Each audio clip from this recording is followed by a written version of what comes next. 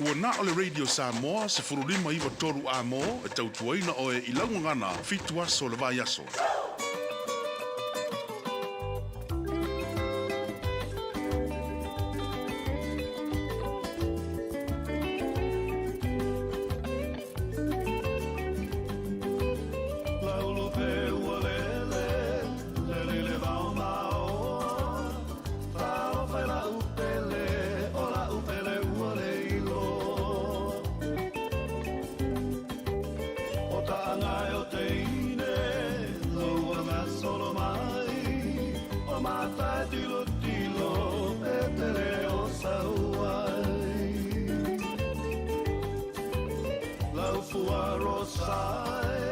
Le fua vero vetai, le fua ua ui moto, ai le matalai. Oi, oi, oi, il rei Malaia, le o ti fa forse il la lolangi. Oi, oi, oi, il rei Malaia, ti fa fuori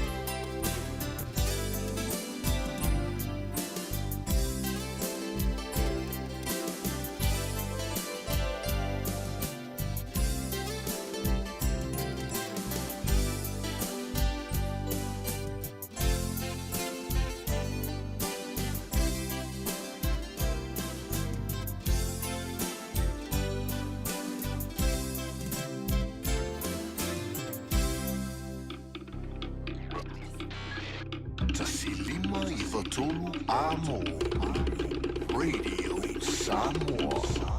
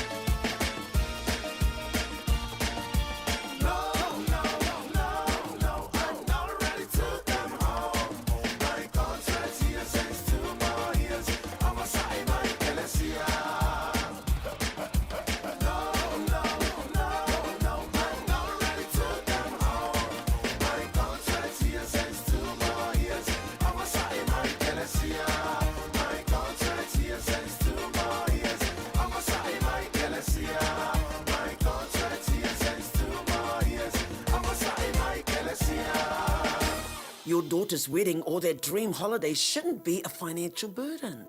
I'm Api at Finance Direct Limited, and I help homeowners like you turn plans into reality. Whether it's a celebration or a well-deserved break, I offer tailored financial solutions to make it happen. Call me today on Oluolu or Valufafa Lima Tolu Tolu, and let's create unforgettable memories together.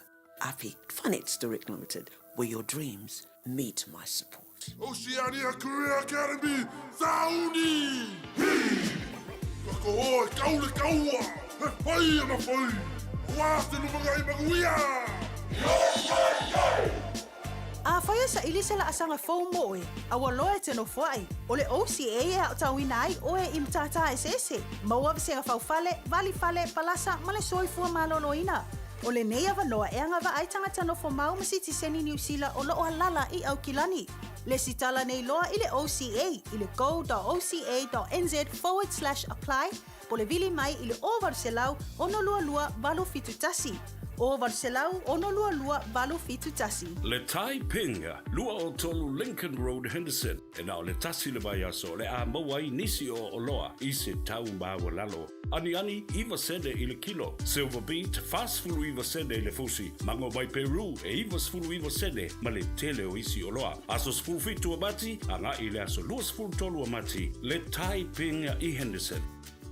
Talo for Samoa, o Atish Narayan, o le Licensed Immigration Advisor mo le Auckland South Immigration Consultants. E viso soani mo so se tu ai ngā visa e malanga mai e New Zealand po Australia. Telefoni mai nei loa I le o valu o tasi o no valu wha fitulua. Po le olua tasi o no valu fitulua tolu o.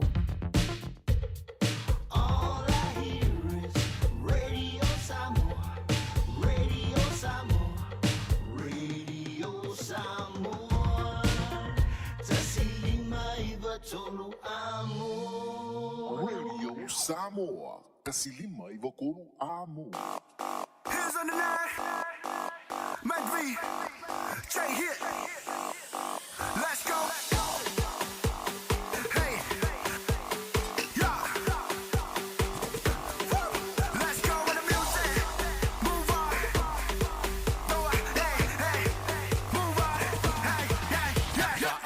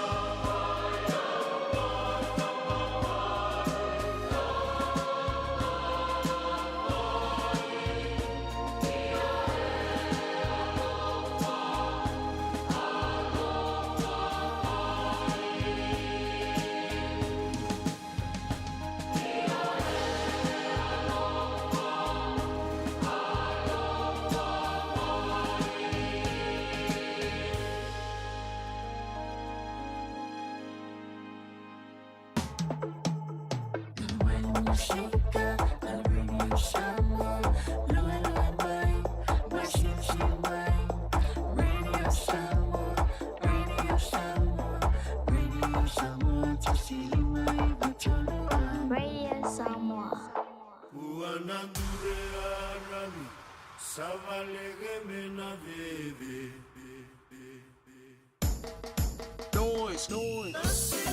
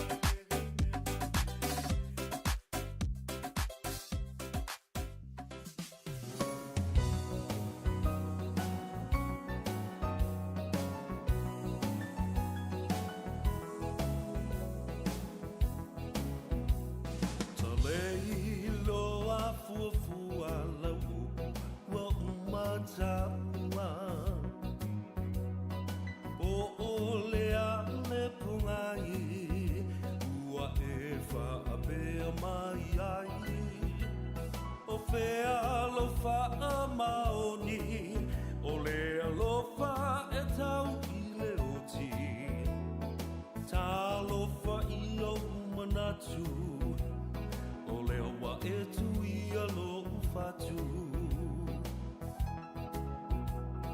e mana tua le amatanga ia upu mau loi mata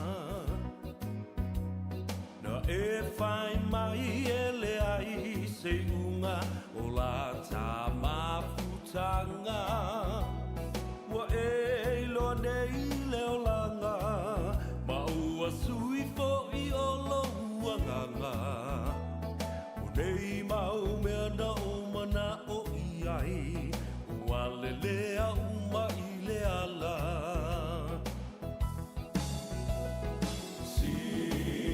Sila mai ia i nei mea ua o whai o lalo i foretu unga mau o te tāu atu ua o fo i mai ai Matua sio uola fasia i tai whai tionga Ai mo oe o te le i whaafiti sa o whai a mea sili. Ea, talofa lava le pa ia mawalunga o le whaafonga tapua i ai maise fo i o le sila mai moa. Le atunu pele sa moe le deitai au fou, ua maleifu mai ma la whai fo i whanunga le lei. Vi ia i le atua i lona alofa malona anga le lei. O lea ua tātou toi wheiloa i fo i lumo le nu, ai le o tua le nu. Wheiloa i pu e o manu, ai le o pu e o mala. Whaftai i le tua. A wai le i a sisi upu e whamatala i le lofa mleanga le lei tau muli muli o le atua i ate o e maa. Le lava i aso mafutia ua te atu. Ia ua sola fo i le vai aso mohona manatu. Ma mea fo i sa whai ai. Ngā luenga matiu te alo filima. Ia mai se fo i le ngā ngai fo whaiva. Sa ngā patia i le atunu. Vi ia lava le atua. Sa malo lo mo moe ma tō whawha. Tātou a afu i le afu le lofa le atua. Wala whai fo i le neitai au. Ia ma fōringa i le atua. Vi ia ai le mea lofa le ola ma le soifua. Mo oe ma umai tātou uma. O le whanau o le atua e uina tātou pi o pāpasi i luma o lana sila whanga. Ia, ai telengese lava lona tō tā mai, malona tō i masui. O mua pēr lona alofa mo oema, malana whaamanga longa.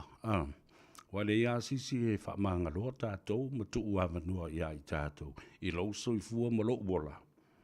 Ia, o mana o le tātou matai le langi. Na te whaia le whaiva le nā.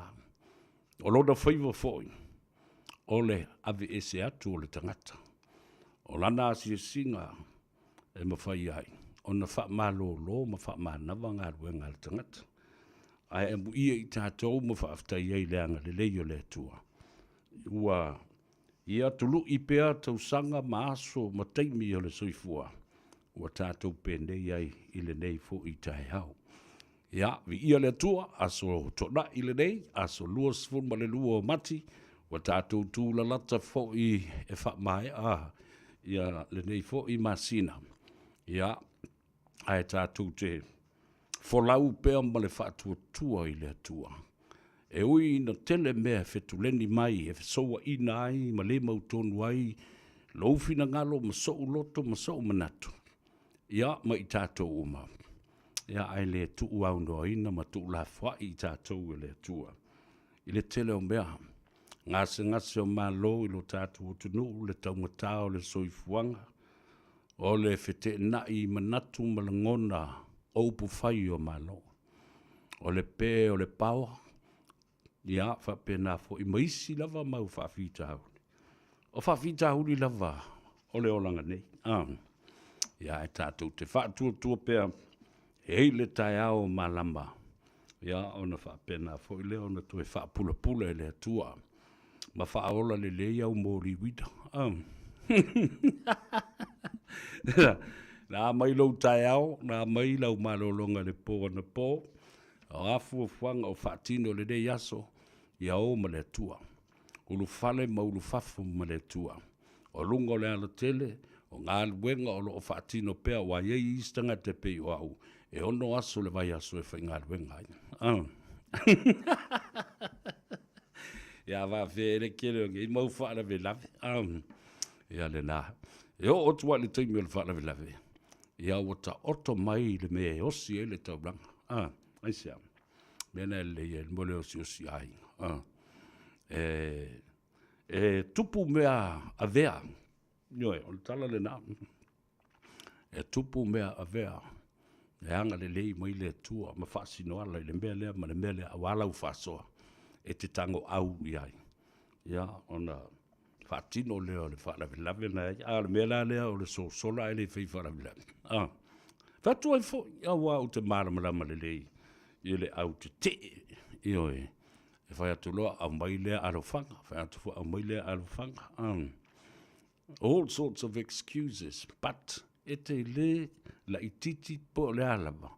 Mani finifi ma fia alu. Whai le bea lea. O lau a inga whaasamboa. O lau whare tupe le nā. E teu i ai au oloa. A wala o la le teimi e tupu mai ni whaalawe e tau whai tāmu mo e uma mai. Riki o kāro whai si kamo. O kāro whai isi ali. E le misi se whaalawe lawe mo mea whapena. E ana whapena la ia lea lo mai e whasoa mai. Lo lātou wanga le lei ma lo lātou tamau ainga. E whasoani i a te oi. Whātulau mo whatalofa le nei tai ao i le malei fua mai o le atunu i whanunga le lei. Mai maunga te tele se io o i maunga iti. Mai fo i o nao se io o i o neiu. Ia, ai le ngata i lea o le tāwhatolu o le tātou vāna nofo. A wāpa ia mamalu whaale malo, pa ia fo i mamalu whaale atunu. Ia, e ia mawalunga, le vi inga o le atua. E momoli e ana au na pa ia, elena o i nātou, tātou uma. Ia mawalunga se vi inga o le atua i mea tātou te whaia. Ia ma whapena. Ona whamu e whai mataulanga e vi ia ai lona suafa pa ia. Ta lolo lapa ia i sama whai ngā i le whaafafonga tāpua i le atunu. Ia ai whaatulou i lo tātou. Ala whai le rei tae au. Ia ma le whaaloa fo i o nisi. Ona o le tuua o le malo, ma le usuia o le fono. Se langi whaasino, a inga, o wō mai masani, o whalapu putonga, o e kalesia, o nuu mai tu malo. E le ngata i New Zealand ei. Ia Australia, Hawaii, Amerika, ma isi atu nu o lalangi. Ia e whapena foi. Le langona ia o le leo i Rama. Ilo tātou lava sio manga o tātou a inga o lo whaamuri mai o tātou lauele. Ele malau whanua i Samoa la vaia. Ngā suasu tuai vai malu puenga. Matu fo i le whananga. Ia, ma lofa atu a mai le o se pule a tātou. Pe iona o whai atu. Ia, ole vaenga le nā. O whaiva whai tō tasi nā o le atua. Ai le paule mea. Awaile o se me loto i oi. Po o se pule a le i atau a sa vea. Ai, o le whina ngalo whai tō tasi. O le atua. E whai le moto, tā le pula, ai whata whea pulu le vai. O le tau e velo le madinoa, ia o le maa fo i e tongi whatoto i le moana, o le mua e le fuatia lava. Ai ale nei tai au, o le lofa le atua ua lele mase lau wha, io ua tātou wala whai ai, i le fia. Male nganga whaafitai. Patalofa ia te utau o ta mamtina mātutua o le atunu. Alo le soifu muduia o fo i le langi matafi. Alo ta talo ma afe mai ai e whaamudia fo i le au whinga luenga a le Radio Samoa. Ia, whaafitai manatu mai. Atalofa i mauta malawa o whale o tangata mātua. Ia, whapena fo i mauta ngase. Mboe o lo manuia o tau, Ia, ma e ngata fo i lea. Aftai, o lea e mai tau atu. E to o tele i lātou. Leo tui titi ao o i leafi. Nai mātua ia na manuia nei le tātou whina ngol sitseni. Awhitai a te utolu whanau. Le mata alia ma le mata ala. Ia whapea fo i wautou mata i tū nei a wanoa. Wha auro ua maua. Ia, a mai ele te māma le tina mai Samoa. Whai le sitseni. Whea lua i le tusi whalau New Zealand. Tala malana emergency benefit. O i le whare mai. Tala vai. Le aise me tongia. A o lea fo i ua toi whaatanga atu mautou. Pe o na whonga ina le vaso la ua te a. Ua i ai ma le amanoa. Ia tau te o ai loa. E apalai? Wanga wa a vo i te mamtina matuna. Apalai i whale o tangata matutua. Housing New Zealand ka inga ora. You are now eligible and able to apply for those elderly homes. Ele nan wanti la ia, ta ua le nāre. Mea, tātou ua tale pesele e whawhiloa i a te oe. Ile nei fo i tae au, ia, ona wha so atuai leo le tātou polkalambe le so. E eise teimi, e eise video whapitoa. Ia, ole a mai moa i ai lea tunu. Ulango se tasi leo vaenga lau talandoanga i lea so nafi. E pei ona i ai ia le tulanga ua tau fia momori ai e leo leo. Le tabaita i tu stala ia Lise Marie Schmidt. O le autou whafunga ai se whatalanohanga. Ma le fionga i le komsina o leo leo. Ma le tulanga ua te tai ai i le lātou susuenga i le tusi le na tusi e Lise Marie. Ia a oa isi tōtonga o le taulumanga. O lea foi whaamsinonga o le a whatino i le aso sfulma le lima o le masina o Aperila.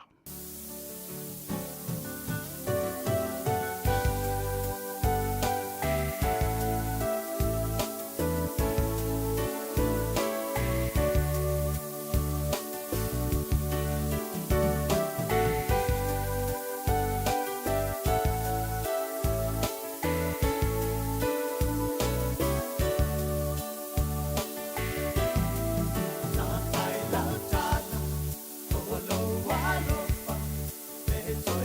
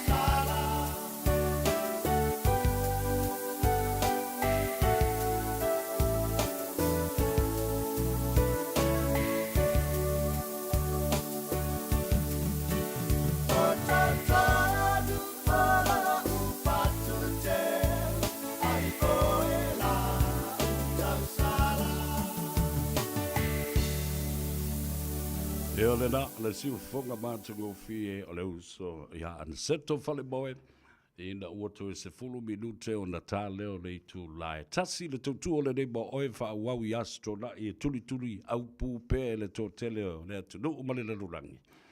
Le i atu sa vea mo le Tanoa Ava e te mauai ia le sao. Au te wawai atu lunga le tātou apio fōlinga wha pia fōi le tātou YouTube channel. E le tō tele o tau o tau sangi mai fōi. E pei o le tātou Facebook page. Ia, whatalo whatu ia te oi lau malei fua mai le nei tai ao. Ma e anga i saolo i lunga i lau autu stusi. Whaari mai fōi o mafo whaunga mō winga ngā. Ia le ngata fōi lea o lunga le tātou YouTube. So, my advice and a little request for you. Press the like button and also share our program, like it. And please leave me a comment. I love reading your comments and laugh at it. You know why? Because I know the kind of person and easily figure out your personality, the type of person you are, and the type of things that matter to you. Te longa le leia ia le tustusi le tangata. O fer le mena fau mai le tangata lea po fer wharakangakanga na kupunga mai ai. Ia mauinga fo i o la ngona o matustusi ma upu e whaunga. Perry Mulipola, ma lo le soifu manuia wharani sua o Twisty. Ia aise Twisty mai fiki. Mei a Vito, whepulea i Elizabeth Firo. Ta alo whalava ma lo le soifu manuia le nei tai au. Emma Semi. Ia whapea fo i Ruta Suluape. O talo whai. Ma lo le soifu manuia Taulasi, watching you from Mosula, i satu paitea, talo whai.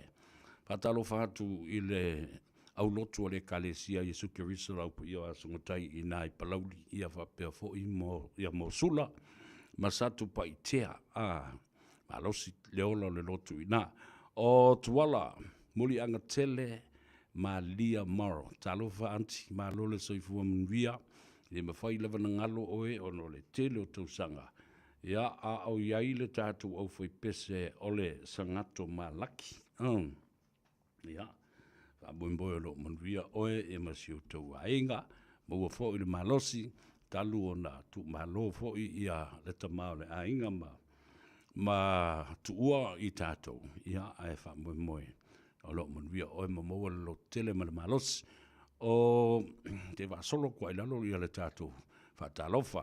O Rosalia Lafonga, watching you from Seattle, Washington. Malol se fua maria. O to umalava, Tacoma, Seattle, Washington. Alo iei fo i ale tama matua o sia uo paanga totino le fionga i hatavu i leota. Peter Strickland, ia whapea fo i le tinao le ainga. Ia, ai misi e uso matua whawhine. Ia, whatalo whatu leota, whatalo whatu i le tina, ia sau malai. Ia, elenga te lenda, whamaila VFM, ma VTM. Kai māga ia fo ingoa, hei kangata, o kasi le meo kei loa i tangata. O lātou ingoa, o Stone Sausi, talo whalava, malo soi fua munria. O Tessa Wong, talo whalava. A whelele matamata bai ei oe. O so o whaatasi Maureen Tufele, talo whalava, watching you from American Samoa. Ia, so atu ma whili ma mea le lei, talo wha, alolo sai fumanuia, lei fo i tai au, tai mane pusa, o lima tai rau, Peter le au moana. Watching you from Melbourne, Australia. O le sunga ia lima, le mamea, ne mia lima, talo lava malo le soifua manuia. Sean Henry Purcell, watching you from Phoenix, Arizona. Okai, ka whiwhi, kai mamao le mea uanga ia whai ngā malang, le manu Samoa.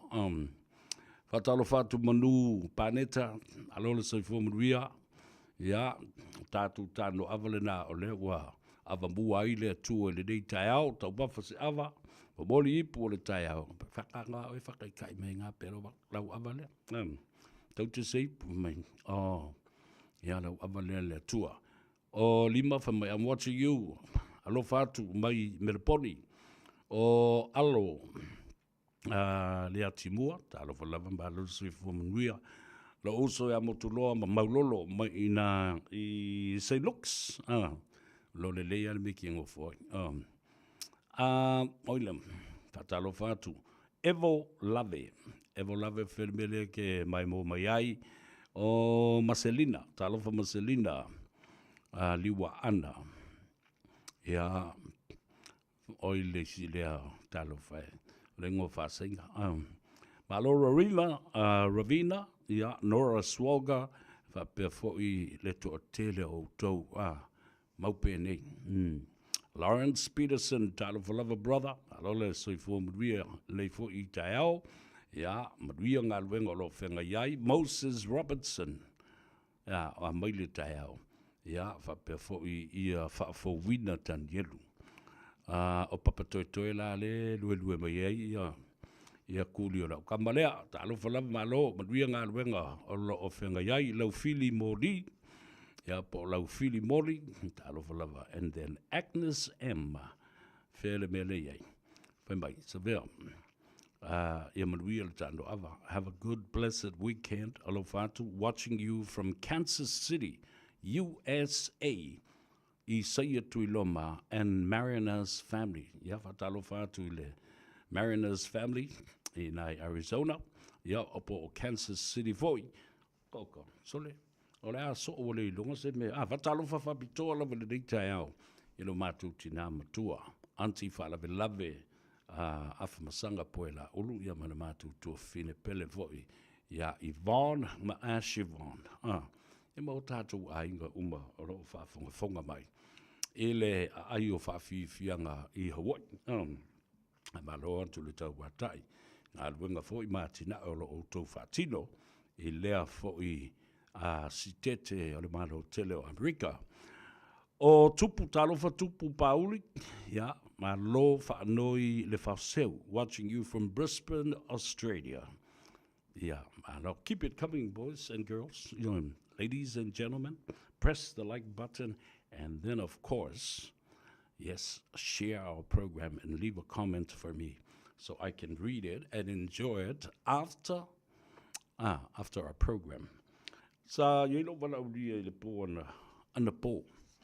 Awo yatu I le tauvanga pese leo lo whanga solo nei. O pese nga wha le nganga. O le tauvanga le nā lo whatino nei. Ia, ele ainga musika I aukilani nei. Ioe. Sa mātou whatasi ai me le sunga. Ia whaipa ua, whapefo I le sunga. Ia, tufunga, semo. Ia, mau nei. E tolu iai ia whamasino. O le tauvanga le nei. O le tauvanga fo le nei. E ono aso whanga solo ai. O ana po, o le po ana nei.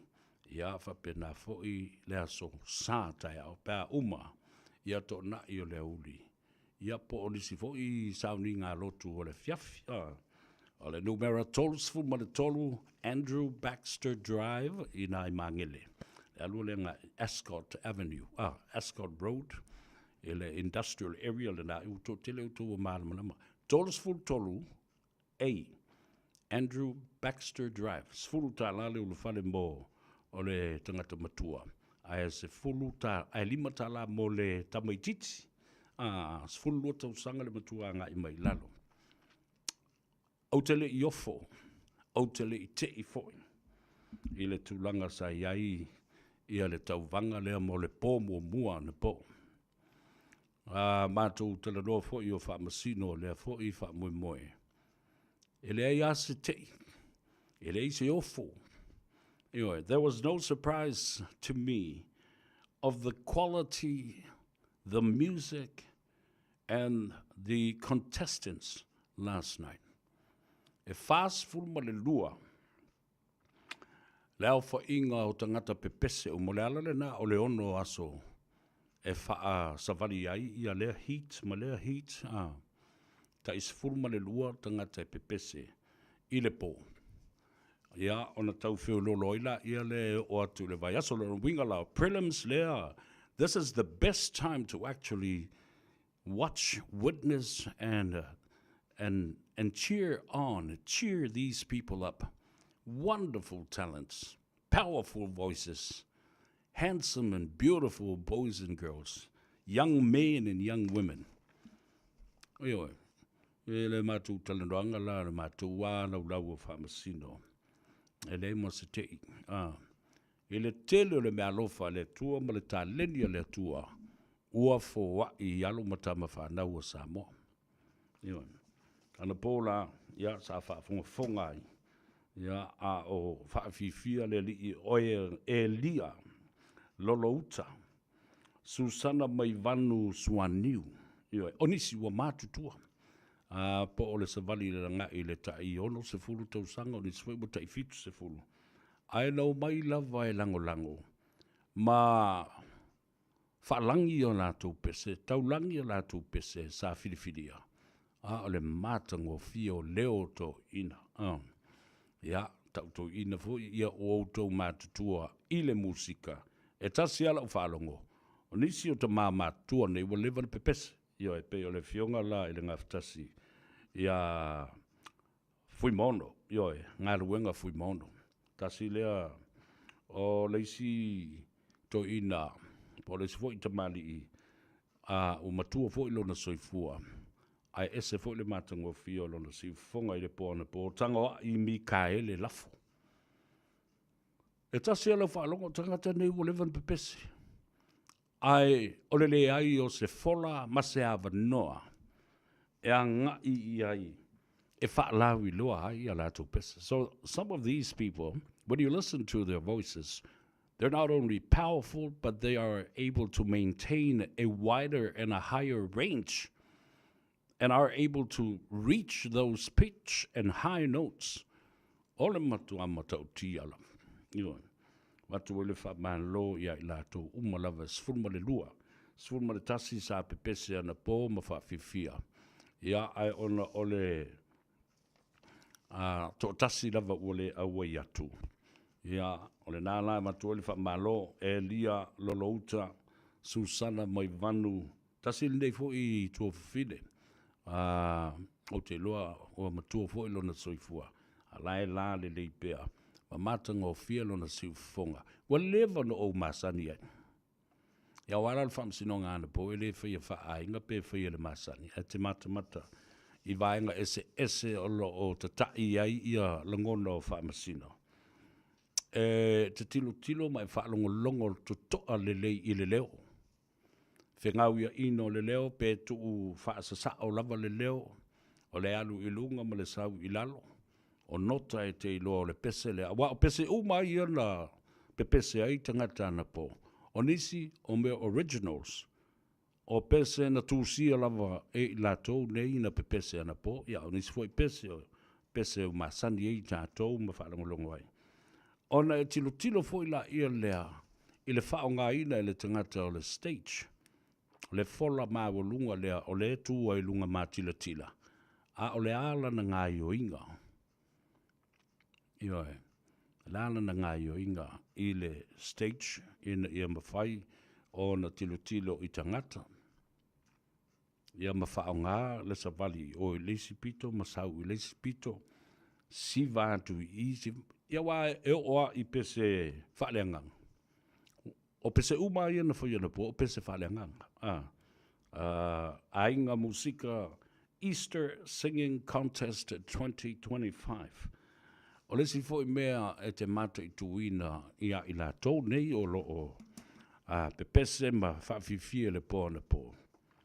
O le tulanga I lau wa ai sao tua iai e te loa po pole in terms of their confidence, their vocal, the stage performance in terms of working the stage and being able to feel confident of what they're doing. Le tāua na. Ale si mea tāua lava fo I le bava ai ana po. Po o le whiriwhiringa le tangata I le pese le na pese ai. Po tala whea ngai fo I malona leo.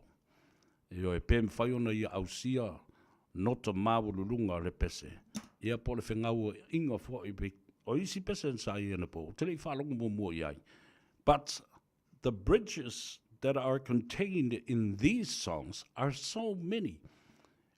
And these people are professionals. It's just that you haven't seen them performed.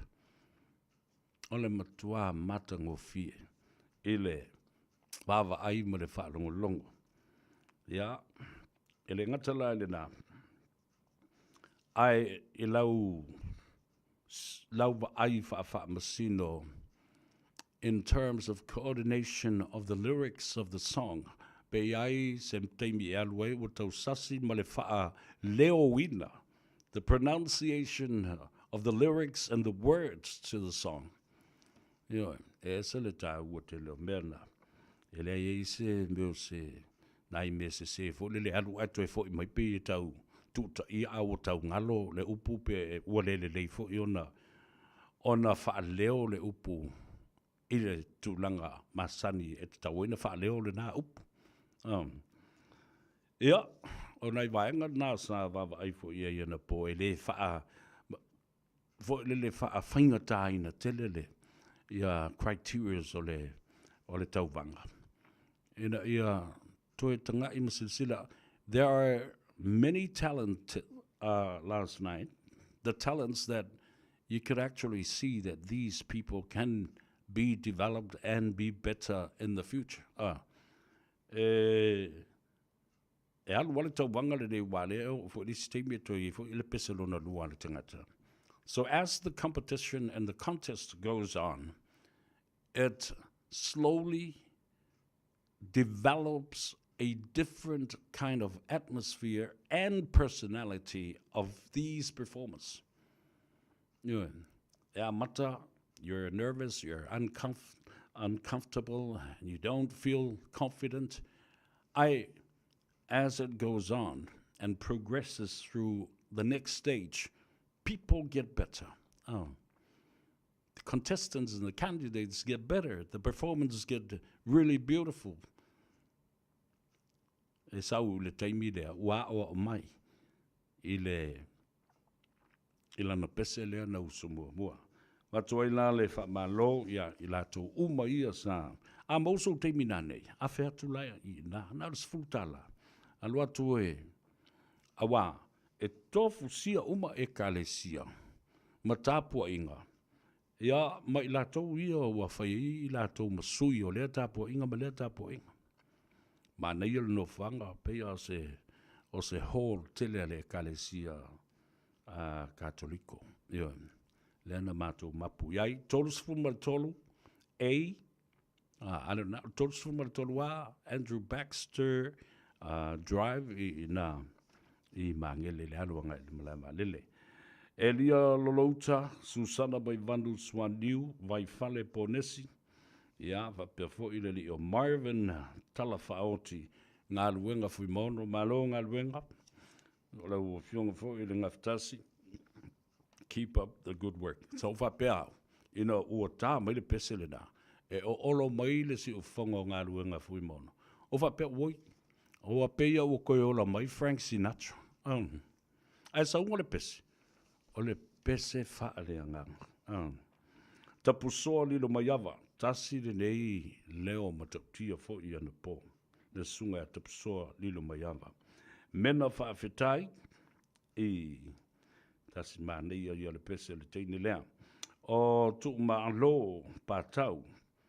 Maa nei a fo le tamu whainga sunga e tu maa lo pātau. Samuelu Siu. O le sunga e tangoa I Mikaele Lafo. Tasi lea leo mātango fie le po na po. Na paula tanga tele I sauna po. O pe sore fui maono. Ia masalo e toi whaatulanga mai I le leina. O nisi o le apepese na neipo taiao. Ia ai tawalunga loa I le tasi lea fo I S.J. Sui malo wele.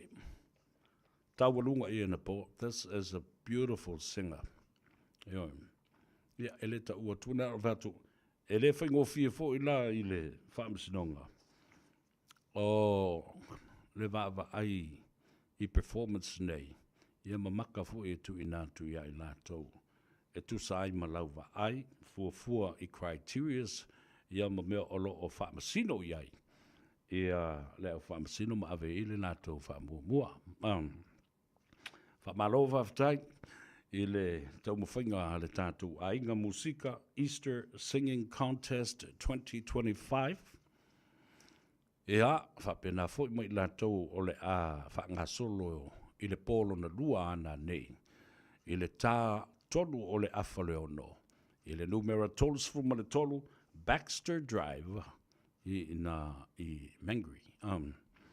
Tātou whīlua iai le fiawhana nei, and good luck to all the performers that will be performing tonight. And congratulations to all those that performed really well last night, each and every one of you. Mana I whai leo whai pese le kalesia mā muna nā le whai whi au, ia masiana whanau le nāna o wawa ai ia na pō. Ia, mātango fie le nā tō whoi whaamui moe. Ia, e ai ia au whai pese tei tō lua. E ai le pese, e tangata pese tei tō tas. Ia, e ai whai ma se vāanga o au whai pese tō tele. Tō lima, tō ono, ia. Ane nā, sfulta la le ulufala I le fiafia nā nei mō tangata uma, lima tā la mō ta maiti e se funu ma le lua tausanga a ngai I lalo. Ia, tala atu le nā he tu sai whai ma le whamue moe, I le pō ana pō. Tuli mata ila ia leo le fiafia nā nei, ia whapena fōi ia lea suatai au. Rita Lennox, Alon se fumaria mai papa tōtōlo o mafuta mai ai, ia whape fōi ia le tō tele o tau. Malia pa ia lala. Talofa lava watching you from Brisbane, Australia, Sevilla. Elisabetta Ioane, ia talofa lava nonu masanga. Pele walau mai ai, talofa. Ia whatalofa I le tātou te mamatua ia masoe. Ia whapea fōi ia le tamā le sunga ia tui mā walunga Iosefa. Ia ai maise fōi ia tamaita ia Fortino mā Erolini ia maleusa fōi. Ia vaisingano. Whatalo whātu ia sapulu fale se fulu. Alole le soifua manuia. Ia whapea fōi ia J. Schmidt. Alole J. Whatalo fōi ia whafili. Whaana nā asiata Solofuti. Ia, whapefoi ia mapupe nei, watching you from Australia. So please press the like button, share our program, like it, and leave me a comment. La tātou o tale peselea a o tā pena mai. Ia le tātou video le nā, o le whaatala noanga. A leo tu stala ma leo whaasala lau. Male a fionga I le komisino le leo malana matanga luenga.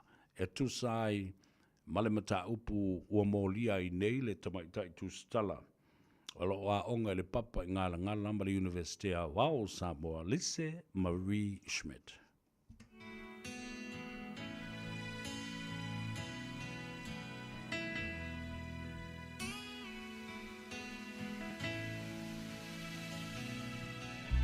Malulu po ta utumaya ole wo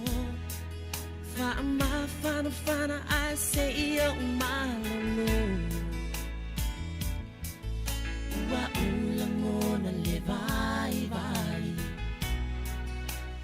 ya ufi al safai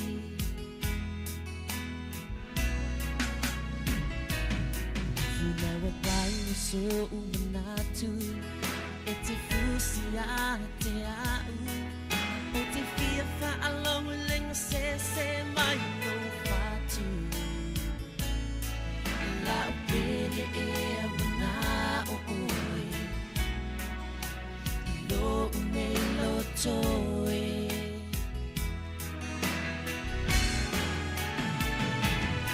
oi la pele te ofo atu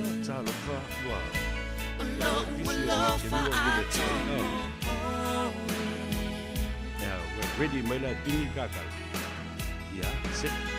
Tumalo mafau-fau Na o ele whaamoe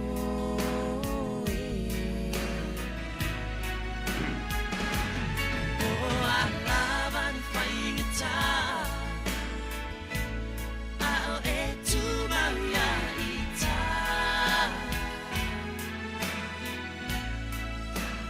Ia le nei tatiana, mana ia le pese, ia e pangale e te tauana whai le tātou whātalanoanga i le teimi tala whengai. La ngai whai si pisi tele o le tamai tai o ati, whai mawhonga tau moli fo i o le tātou au whainga ruenga ma le pūlenga. Ale Henderson Cars, ati talo whalava, malona ngā lue fo le nei tai au. Ia malo sei fosa vea ia langi mafu ia te oia lo whapeona whapoina sapo kalame masani de nei tūlau le aso ia te whula lama wha i u ia ngaruenga fo i o le aso i o lo so mau pela lo whamalanga le o le aso ia matalo o manuia mea o male nai tua sa so ofisa ia le whi manuia ia le nei tua sa so ofisa nei Ia, malo le usu fo i nei tai au, io le ia me uma, mana ia fo i le tala le tauma le mawhana whana i whafo. A wā o le mea moni a le wā matana, na o mai fo i le tau malulu ia. Ia, o mai se tali poti le tūlangalo, ia i le so i le loto a le tātou Henderson Cars. Ia whakataila mulawa no se vea, ia o se reporti atu i ta so whalita vale. Ia sa whaatumulia ni le tai au, ia sa whai malanga mea ni tai au. Ta so ainga mea loi i Palmston Northma Christchurch. Ia lea sa tau no mea ni le tai au. Ia lea la ua lea whaasolo a la so sign up. Pe to a whaata so ainga ian tau no mea ni tai au. Ia lea whaasolo a la so sign up. Ia ma o aso e loe la lole me o Loa mawai, ia nei ta so ainga leo mai me Christchurch, ia le e drive la loi Wellington, ia na piki lo leo o la so ferry, fo i le vaa le ferry le a loi le te fo i Christchurch, e ave e ala so savale, ia o le tūlanga nasa e le ane tai au, ia o nisi o le malo le tunu o le sa walk in, ia sa whaatuni lava ne tai au, ia sa so tele le malo le tunu o le sa whai ala tō apalai. Ia leo ua lash te sonu. Ia ai le tā ina le tūla e lima. O nei lai sa puni ta spasara le lima. Ia o le ala e wha uma o na lash ia la tō application. Ia le sa puni e sa tō whasawale. Ia o le pisi masani lava le Henderson Cars. Ia o mati sa avale e tōlu le whapena wha alu te minei.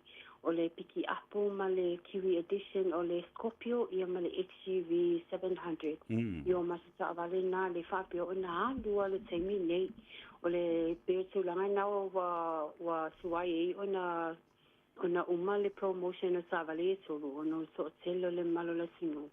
Lo whapio na apalai mai a maso sa avale ia. Ia o sa avale ia le maua i mea le whatupe mai le Mahindra Company. E whaafe ma sa iluafe. Ia, ma le toi whamanaso atu whamai mo sa ventu langa leo le benefiti. Ia. O vani tā ua lava le ono le so tele le apalai mai. O tangata i e benefiti, o tātou tangata i e benefiti. E le lava ona malama. E le ianga e mai i le ofisa e whaile apalai. E mana o mia lava tangata full time. E te tau lava ona su e mesi tangata full time. E sau e toa lua ma oe le application pe tātana e sau e support ia o le taavale lava me pe mini ia toni lava e oe le benefiti ia le asese senga le benefiti ma tato tamama tuam tina matua le tala le pensiona ia o le mawhaio na apalai ia o tūlanga na e iai lava ia le tangata full time e sau e support lau application. I o vaenga tāua na e au sila fia mamlama ale malo la tunu e le ianga i mei i lo ofisa. Ia o le si vaenga tāua whamul mo sa vea o le back credit tā. O na toa tele lava i o lo le anga i swafa, le anga i ngoa. Ia so o le e talia fo i le mato ofisa i o le back credit. Ia o lo iai lava au ala e maso option. Ia e so soani e so ia te ui le leanga lo ingoa. A vai lava nei te mana o mia lava se ta vale. Ia e whaonga i le ngaruenga. Ia e me solo ainga. Ia ko teno fua ia su mal maso ofisa nei. E mwhai lava ona maso so soani e te ui. Pole a lava le tūlanga o lo leanga i lo ingoa. Ia e mwhai lava ona maso so soani e te ui. So sa ta vale. Ia o le tūlanga na o ne so tele leanga i mai. Ia o e to tele back credits e leanga i ngoa. Pato le maso option. Ia e filifili ia le sangasa e filifili le customer. E pe mana o ai pe le ai. Yo maso option na e whaonga i al maso i finance. Ia e susoani le customer. Ia e su e san sa vale. Ia, ma lo whaftai mo le tali poti. Lal te me te puli ei tātou nei le afiafi. Ia o nei las toa nai, ia e tapuni tātou nei le tūlai 5. Ia o e talo le 5, ia o tapuni leo leo tātou whaita vale. Ia ai tālalunga tātou media. Ia whato amalo lo fo ia le tangata le whaingaruenga. I le sputasi nā nei le pō. Ia a whai o le temina, le te awa noa i wa maangapanga luenga. Ia o mafo i whea o le aso. Ia te le lawai teimi e tuina mai a i lau tarusanga. Ia e mwhai lava ona whai lau process le temi te le na. Ia o whato a moe i leo le tangata le whaingaruenga. I le sputasi nā nei le pō. Ia o nei, ia e tapuni tātou le 5 nei. Ia o na tala fo i le tai au le tūla se fulu. I le tai au, ia e tapuni le tūla e whala fias. Ia. Ai si mai kou le momoe. Ai malo whafti tini lava mo le tali. Poti, a mai le tā telefoni ma le tuatusi, ai tā tele i whamawai ati. Ia o ai lava o lo o fia mana o mia lava se susoani fia sa ili se sa, ia posta vale foi. Mo o imalo a inga ia fasto sa mai au o aksi i le numera o vale se lang. Fisitas-tasi. Ia pole su sa o mai foi i le maso ofisa nei. Le tasi wa wha Kevin Drive papa so te manukau. Ia pole email i mai foi o le maso Facebook page. Ia nai alu le Henderson Cast. Ia whasai lewa savia. Ia manu ia te le lava le weekend. Ia masa pasi la so tai au. Ia, ma lo foi whaftai mo ngā ruenga lo tautu ai le atunu. Ia tele sa pati e tai au, e whiloa i le vai as fau, whasoifu ia mo le teminei.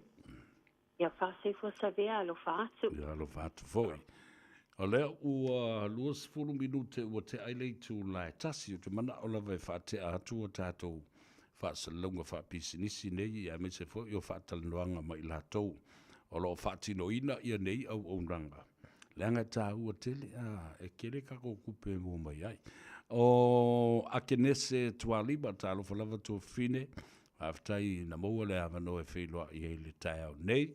Ia ma maua i lau pusa vai mo Brisbane, Australia. Se fulu whangu vai mo Brisbane, Australia. Mo la oso e Raupena lo le sio mika. Ia, whamri atu le malanga akenese tualima. O e manisi po o lo tau ainga o lo o fau malanga. Mai Blockhouse Bay au ki lani nei, mo Brisbane, Australia. Ia, alo whantu i leo so ia Rupena, ia po leo so fo ia Lolesio ma amika ma le fole tua, ia le nofo alo ma le ainga li. O Sangalive, talofa Sangalive o Live, watching you from Nevada. Manga ia le mea o sola ku ia Sangalive la kou ia mangofungo fo ina. Alai fata Doiran, watching you from Lakewood, maybe at Western Australia or Washington. Le o mautino le mele na. O River Fata, Scanlon.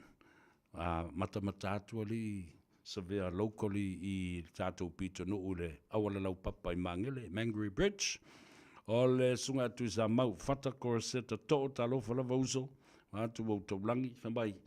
Le atoa, I'm walking my bulldogs at Collingwood Park, Brisbane. Ia makiusu su mai lava. Ia, ma lo le ngā lurue. Ia, whaftai fo i whaima mafuta mai. O le tamai tai o Merita. Tiliai. Ia, whamai savea ma lo lava. Mātu mata atu mai Texas i Amerika. Ka whewhe. Le sunga le whawhenga i a Pelletti, Pastor Pelletti Lemoa, ma le whaletua i a Christine Lemoa, watching you from California, Savia. Talo whai ma lole, so from ria. O tai afi, si a niu, i a whapea fo i lupe vi tui le isu. Alole, so from ria, whelemele ke ka whao mai e a lupe, ke vengi ma vai. Alo, auto umalawa talo whai. Press the like button and share our program to all our friends who want to laugh. Tele yo me maria la tatu tala nofo ia ile so. Talo whala whaele. Sangato, ia whapea fo i Angel Nathaniel. Hello, Angel, Marietta P. Tele i wawa aia tua ile tātou manu tai au, tātou whalawa malo se whomanuia, Sam Pasina. Tele i wawa aia tua ia Amelia Whamoana, o le whailau tusi aipo ua mai. I le whasolo atua fitu aso le vai aso luas fulu malwha i tū lao le aso. O ngausi anai, tātou whalawa li, malo le o lewa mai mātou te taputapua i atu lava i o whaiva i Hamilton nei Waikato. O tātou iailai Waikato, whatalo whatu ilo tō whene ia ina, ia po a inga e whao Samoa. Ia male sionali i Gerard Sona. Lola sei fumanuia, ia male whanau i le lo i Hamilton, mui o lo manuia fwoi o lua. Ai maise, whatalo whabitoa ilo uso le sunga le kopo. Bishop tu iala sa wainaya, ia male tua fine, ia Siniva, sa wainaya, male whanau, i Salt Lake City, Utah. Alole, so i fumadui whaftai, fo i le mafuta mai le au, nanga male tutua. Le tamaitai a Luisa Mitchell, pe ia o California, na wai ia le sia mātou tua fine le nā. O La Sela, Sua mili. Ia ma Napoleon e mafu fauta alofa lava alol sui fumanuia aloi ia whapea foile tua fine pele ia so alofa aiu ia o le tama o mafu fau ia whapea foi ia se eti ma le tama o Hans whata alofa atu ia Uncle Severe ia te utou ia whapea foile li o Harrington ia po le tama o Harry talo fatu tātou por kalame. Perry Mudpola, ma utou umalawa, la tātou oe tāle pese, whaamaru i atu ai i ate oe. Mese o tātou whasilanga, whaapisinisi e tāu o tele. At Finance Direct Limited, I treat you like family. I'm happy. And if you're a homeowner facing an urgent financial situation, whether it's a wedding, a holiday, or an unexpected expense, I'm here to help.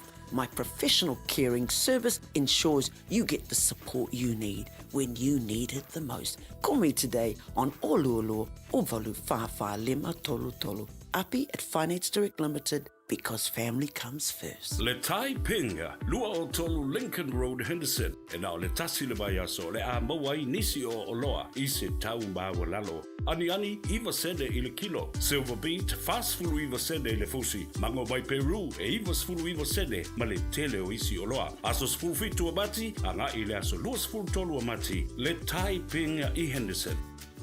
Talofa Samoa, o Ateshna Ryan, o le Licensed Immigration Advisor mo le Auckland South Immigration Consultants. E visosoani mo so se tu ai ngā visa e malanga mai New Zealand po Australia. Telefoni mai nei loa i le o valu o tasi o no valu wha fitulua. Po le olua tasi o no valu fitulua tolu o. Beta Drive Doctors i le taulanga wha tau i mangele, wha pēr manrua. O le vainga o so ngase pe amana o mia. E wha tino e fo i matupui pui o le whana witi, o tupui pui le COVID sfuluiva, mo i lato e sfuluan tausanga malunga atu. Wha pēr matupui pui o le flu. Wala au telefoni, 255-25 mo so wanoe wha tino ai nei au nanga. O fisa wha i mangele i taftafane o le McDonald. Aman rewa i taftafane o le Faletusi po le Public Library. Peter Drive Doctors Clinics.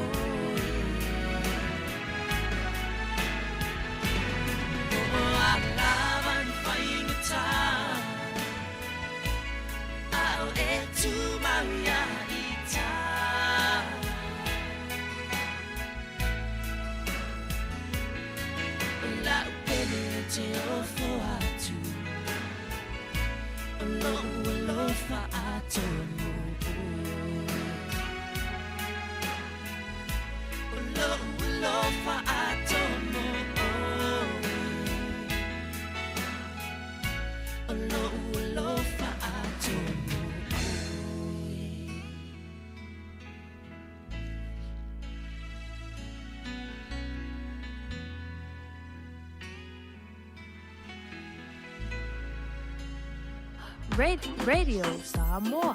Taslima Ivatol Amo.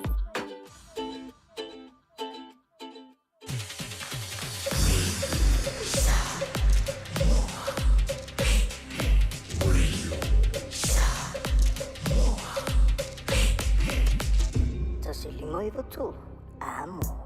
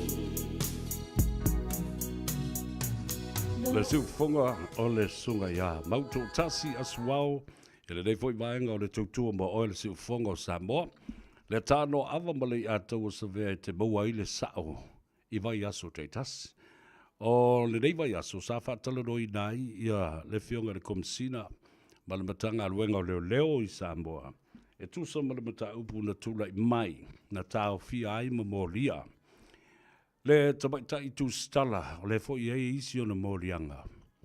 O Lise Marie Schmidt. O se vainga le nei. E le tulanga sa iei le whaatala noanga. Ona o se tusi na tusia e le tamaitai.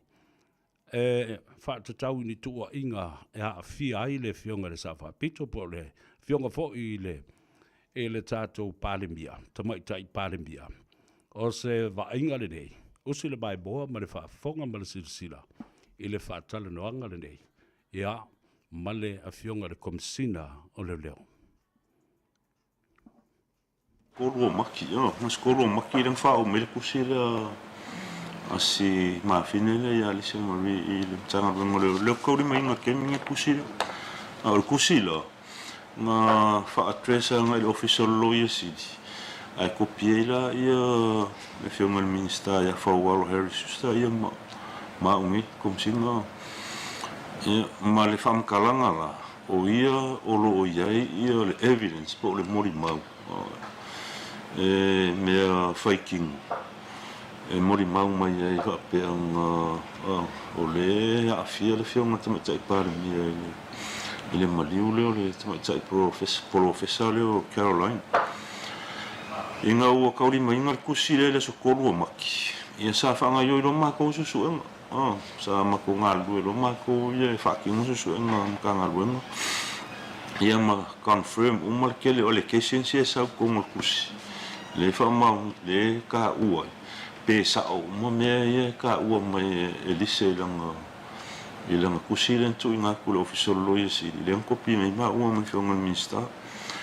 Ile mai il koru vai aso le fucking mo su nga le olio ia mo fa mau kingo mai ele mo se me fa mau mi o education se sa ko mo kusi e ka vega ingala o le ka o mo kusi me nga o faile la fongo o le tau me sino ile aso limo february iso so engam tanga luenga so aku yo tau me sino ele ia fio ku le fio mo te tai pare mi o tau me sino ile aso ile foi fa mo mo tau le resort me nga fio ku le fio pa me yo pa fa mo nga le o le aso fiku o february nga e ko le fio mo tai pa me ia e kakala ia le tau o le aso fa to o le ni si le voi tangi te paunga o le asonga o ko le fiona tama tai pani e o foi la le sim ka pule ka peanga ka o ka kai kwa I vavau ma o foi le kwa I vavau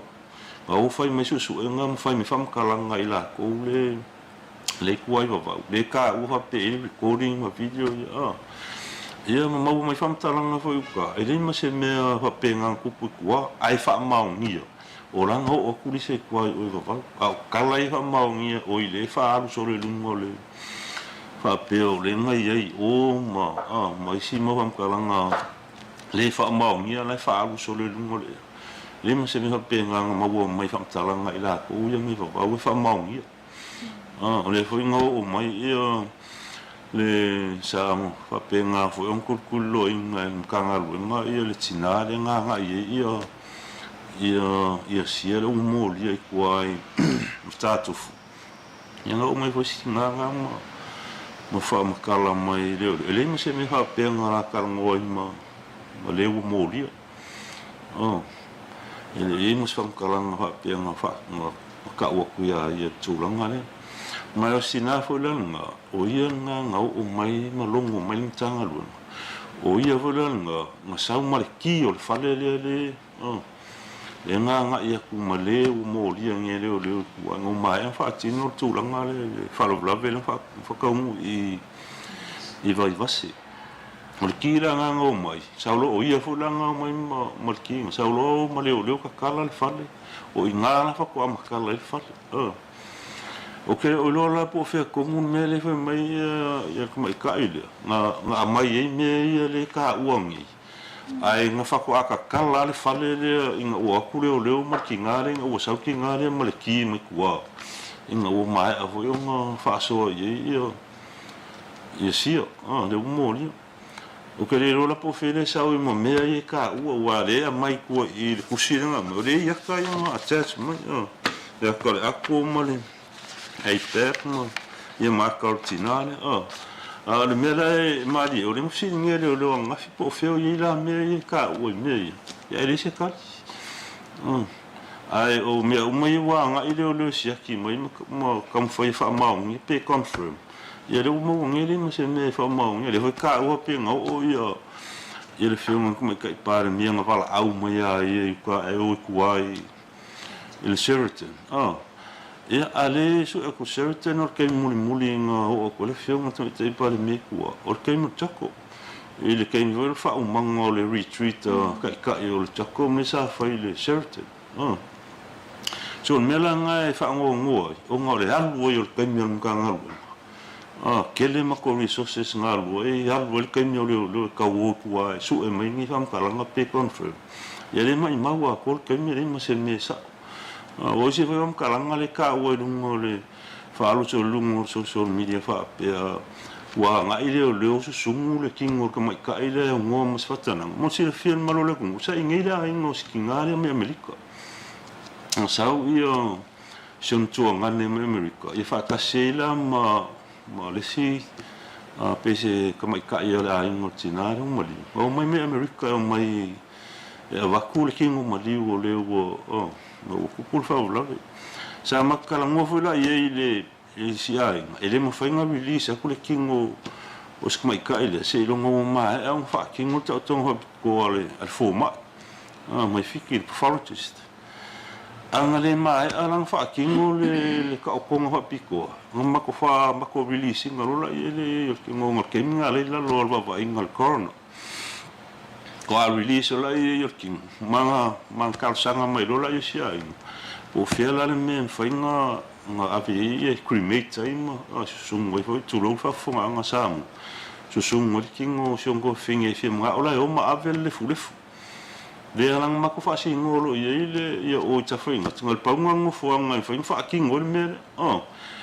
ia ngala nga o fa illa ko lo ku mo fa lo ko lo cremate ia ma fa pelongo ko anga ilo mo ma avele le kingo mali le fula ia fa mkalanga ia o fa alu so le lungo so mi fa pe ole o le sungu ya ngo mo fatana ia mo fa pe fa ko nga mai le fiungo minsta le so i fo malolo ile ma se nga me fa mo ngi kala so i fa ngo ia la ko yo lo fa ku pu ngi fa mkalanga ha pengi o nga o le ele ngaka o le fa'aseinga i o le fa'afogaʻaga le kugu ia e maise la o le alu o kai mi o le o le kaumafai kausuʻegi mea pe fa'amaogia ma o le mea le ua i le kaimiga ua kele a mumulukaka ua gaʻi luga i faikala le sa'o ma le fa'amaogia i luga sosoni kalu ai la i lakou gei fa'akupuagi famakalaga ai o le kulaga lana i ai ga fesiligia e leoleo magaʻi mai kogu ma fesiligia po o feo i ai mau faikigo ia ma ia e lese mea gaufaiga mai ia lea la ua molia i loe leoleo ia ma lea lau kuʻi gapulumu le fa'amasiuga e fa'akali ai le 35 o pelila e valaau ai laga makaupu ma o lo'o fa'auau pea laga saigi mamakua lega molia muamua fo'i i le simolianga la fa'auau ala laga saigi gai faleaka ia se faleleuma la foi kumau le kaofia o loga kusifolau ia ma la fo'i la ua fa'akoguiga e uga i koe solukulafogo mai kogo pilioka agei ae le'i aulia le aso e valaau e laga makaupulu mo le fa'amasina le wau o ia te lo'i fafo'i ia le kopitus le wa tele na fai mai e fo'i po kalamia ni se ofisa fa'asalalau mai fa e me se lava tautai ai o le ase sila le matagaluega faona monia fo'i ia le afioga ia asiata o le kulaga aga le kikilo i le makagaluega le kemi o mae a foi o makou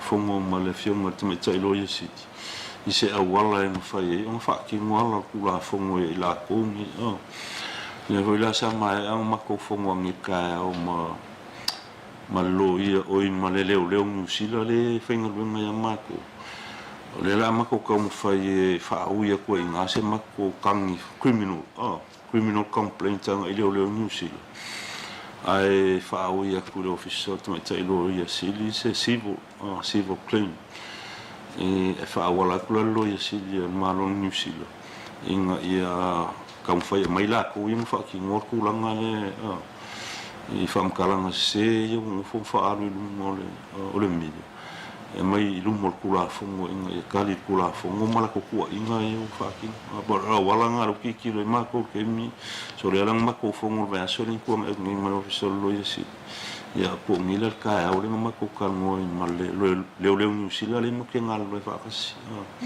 o le mea le makou i loiga agei ua ave i lalo lako episode gaga fai ele lako pokalamega ua ae ua laki o le makou o le ia makou ua uma makou taunoliga i lalo le episode ga le auali'i le alega fai luga le asoli ma la ua fai transcript o le keimigi i le fa'aalu transcript e kusi uma i lalo lako fa'amakalaga iga fai ma o le pokalame lana le ua makou kikilo i o le a fa'aui aku le makou e kulaga le fa'aseā le aga'i o ia niusila o gala le mea le ufai e le auali'i e fa'aalu ai fa'amakalaga le fa'amaogia i luma o le fa'afogaaga le malo le kupu ele o iai nisi maualuluga o lo'o masalomia o lo'o itu o le tusili o le kulaga ga le kikilo i makou e oga masalomia ai gagaka faifai fa'akasi maika'i le ia alisi e tulaga le oga o le foi e molesilafia ua ia makou se kusiga kaua'ao le maika'i le ku'iga aku i o i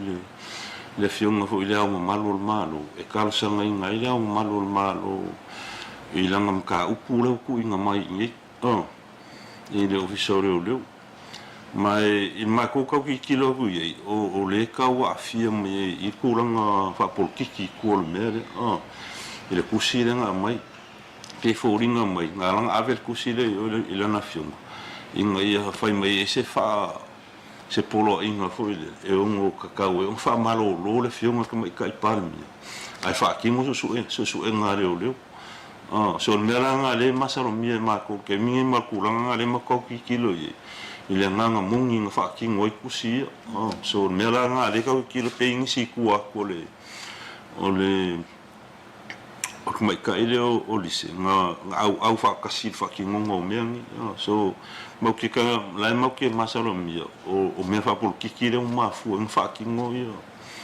ia kulaga ia i kusi ia ae mai a makou ia ma le kulaga le fa'akigoga makugaluga le fa'akigo a makugaluega e kusa ai maala o le kulafogo pe le fiafia mai la kaka ia makou o le maukikilua o le o galuega uma le makagaluega o lea lima kaʻikaʻiga lava kula fong fa ki ngong ki uke ia manga ngalung kau ave mai le mo fai fo ngo ma ko ese ma le fa ki ngong minga kula fong uke lo o ko ke lo la ko ye le ofi firma onga o le fa mari inga la ko onga o la ye ku ho I fa por ki o la lang ngoi la ko ai pe kulanga nga ya ma ko ye ma fa ki ngong ma ko ki ma ko ke le alo ma kula fong e ka wang fa ki ngong ma le ala fo nga le onga ko fia o ko msi inga e fa ki ngol ngol ku sa ma sa o ka fa ki ngol o le nga ma ko ka ko ho I ngol ku spa ye ma ko mali li mo ki o mai ka ave ia ngi ki po le ale fainga ka o le afo ile ke le me o kala le kun ai ma ko lo ala sa or ma ko fa ki ngo ma ko ngol ya se me ma ko pole fu ai o le me bi ko sirin ka o ya ma ko ia aua ngi ngi ku langa fa sol ku la fu e ku la I mai ko so ka ko mai ia ku ma fo le file mu mo sanga le mu so ka ko o le ma ko ave ai an ka ngal ele ia mo se lunga ko ku la fu pe fai mai o kaka e mo lunga long kula ai fa pe o soli kula fu ele mo fai ma ko fa pe ele mo fai mo dia o ele ngo e fai singo mo lunga le fa ki ngo ki ke mo nga lunga ia e ku sai man ma ko ko ma ku sai ma le ma kula fu ngo la di ma kai ngai fa ki ngo ma ko nga lunga o le fa punga o le ma senga un fai lunga so mi fa mo singo mo Samoa o Samoa fa mo singo fa ki ngo ma ku ki au ke lo vo ia wala fo nga uminga fa pere ma le ka ko e malu le kun o ngor poing fa nga solo fa mo singo ngi pe ia mo si la fia o ma ko le va ma ko sa unge e fa nga solo fa mo singo ngi a o ila ko ngi o molia o le ala fa e o ma kolo o le kolo ala o le e fa mo singo o ma ko le va ma ko sa unge ave nunca anga fa pe vo la fa nga solo le fa mo singo ia o ke longa o ma o nga kali o file mo so ga ko o ngo le ke le a ia kala fe ale mo ke ngo fa ma ko wi ma ki kilo il fa nga solo nga lu ai me se o te mi ora ma ka lu fa nga solo fa mo singo ngai lu mo le I o le il fa mo singo ai o kula ngai ma ko le mo wa ma sa nga ma ko a ma ka lo fa mo singo ngai ma ko sa mo ke nga o le il ko ai o kulanga fu nga lo ave fo I te fe au nga le tanga luenga o lau polo kiki nga ka lau polo kiki ke e kisi e o maro lau e kisi e o maro fo nga ma le ke le koe polo kiki e ro inga o nga ro fa ki ngo lo nga luenga o leo ke mi uma ele koe afiala ia o e keminga me fa polo kiki pe so o kan faia inga ia murimuka ia kula fu o me nga o fe nga le ave le tanga nga ka ku mai I le tanga ngo le o fa pui ka ki o mai fa malusia kula fu pa wa Olo e whafonga le tautua mo oel si ufonga o Samoa le radio Samoa sifuru lima iwa tolu a mo i au kilani. O le tā ua o le vaenga lea, lea fo I la ua utou whafonga I le pito la au a leo leo.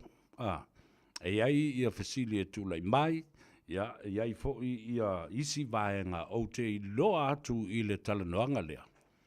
E le o mawhai o na tuina atu items, o whafonga mai, o le ato, o le telefoni, o le laptop, ia ma meo pueina o recordings o leo tangata ia talanoa I le telefoni. O le winga la, a whau siringia li se le fionga I le komisina wala matanga aluenga o leo. Au mai mea ia. Lea la o na uwhai atua I le asona nafi. O lona winga, ua le mawhai o na tu inatu items nei I leo. Ai ai la se tangata ua ave I items nei e teu mauai se ia whaato a au mai I le aso e tu lai e lumo le whaamsinonga lo winga. E le se la mate e iai se lo ia o lo o tu lai mo le tamai tai le po o whaalongo fo iai li se I se whautuanga wha le tu la fono a se lo ia. Ina ia teu malu mea nei O le tā o le mele o sauno ia i le fionga le komisina. Ina ia awane i to e whaalufe sasi ai la le tūlanga lea. O lea o taunu watu ia le tuangane ia le fionga i le senator. Senator Mike Gabbard. Lea o taunu watu ma ua whaile whaatanunga i nei mwhaio na release. No o maia ia le tautonga whaapitoa le post-mortem. Ea ma whapena loa o na tuatu le coroner pa o le whaba i o pule o maliu.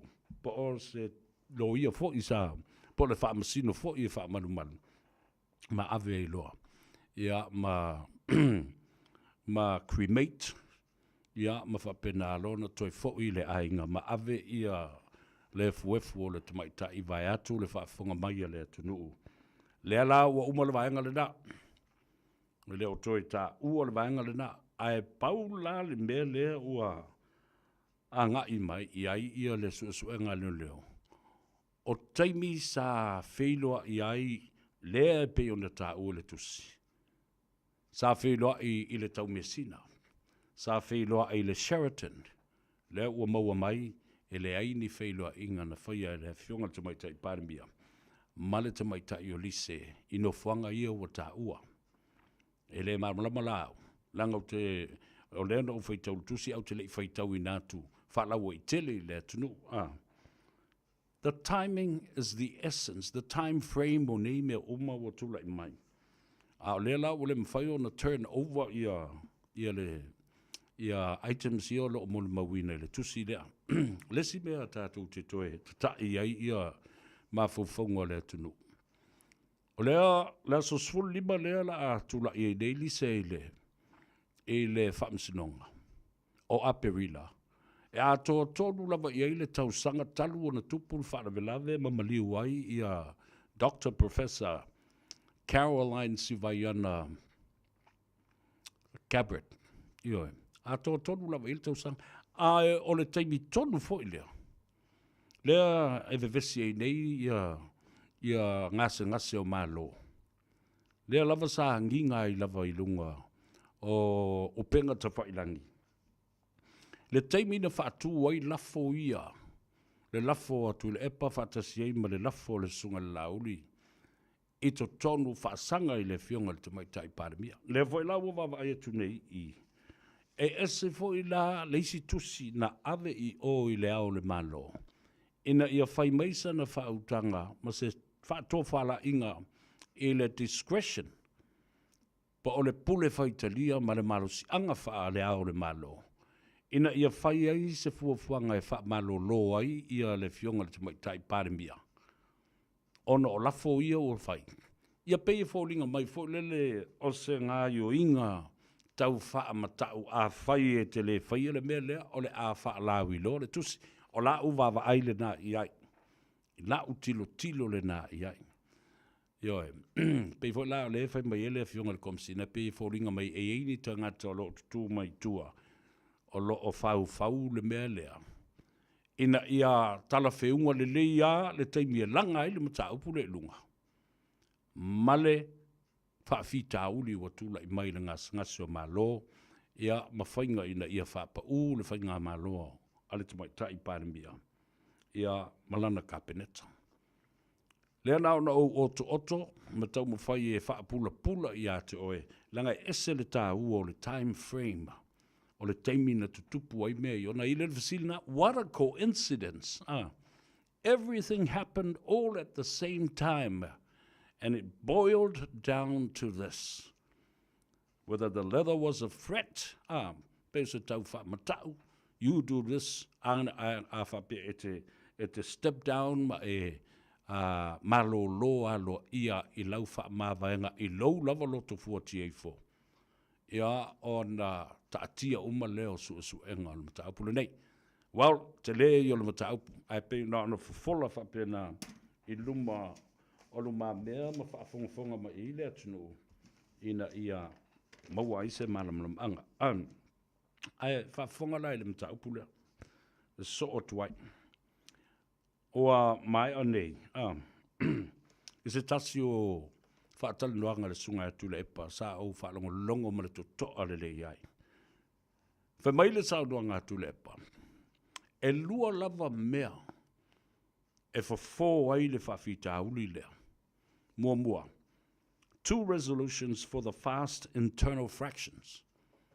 Lona winga, e lua lava mata aupu e whaiona whafo ala mea ai.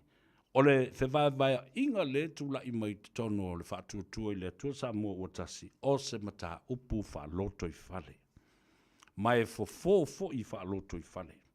Ole fo, tala noa, wheuta ngai i ai, la auli ale mali e toa ma le whionga le sa whapito ia whia me.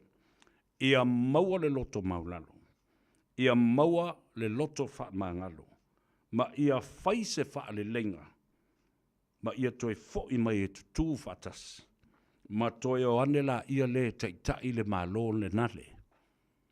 Koe vai le maa neia, wa o lea sautou whaafofonga o le mea tonua lea sa utala noa tuai. A wa o te ilo whaalongo atu, wa sau noa ai tu le epa. Wa mua o tali atu i le mata upu lea, ae muli mai le tali atu le epa. Tali sa o atu le epa, i le mea sa o te talo atu ai. Lau sunga la uli le mari atoa, lau fionga le sa whaapito le te maitai, pale mia. E le hai a sisi e fo ina le mata upule nei. O oe o le tina, o la uli o lau tama. O oe o le te maitai, o la uli o lau tuangane. Vai le whaingo fi, a le o sautu le epa pese mai ai. Ai, o la utu ua lalo le na, o tau sisi lei. Maua le loto maulalo, tutu whaatasi. O le mata upu whaaloto i whale, whai se whaale lenga. Ma toe o ane la ia le teitai le malo. Wale o toe mamao le isi whainga pālonta. Ia ma toe tali mai lo ma le fionga i le sunga atule epa ia fia me. Whai se whai unga te tau. Ma wha ma vai alo ia i le tofinga pāle mia. Ia pui ai lou mamalu male tau le lei o le pāle mene. Ai mai se foi o le mamalu o le mauta. Ia, ma le vaenga lona lualoa. Whamai, a le mawhaina whai se whalenga. Whata apelo ma le parmet. Tātou wou le malolonga.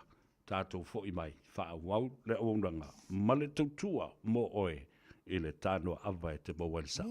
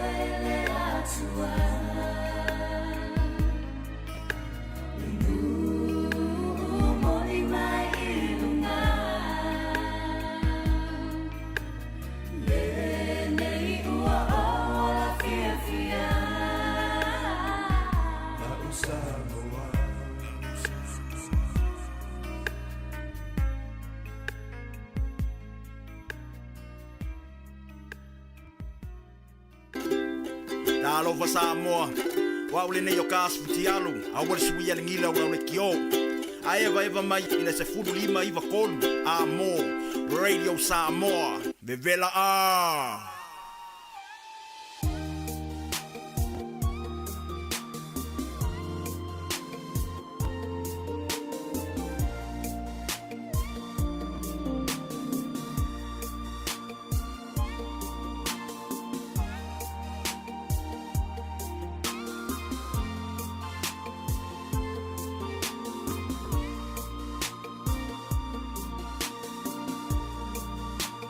My sweetheart, you're so far away from me. My return to you, I love you so.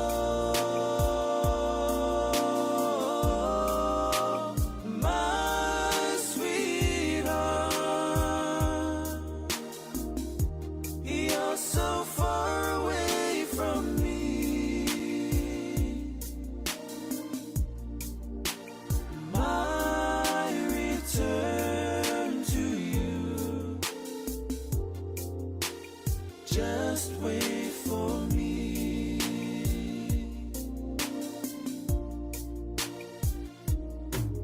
I cruised so many miles across the sea, so far away, so far.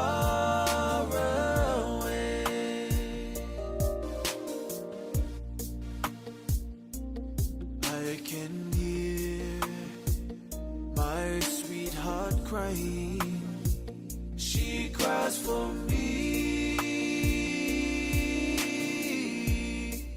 She's calling me. She's calling me.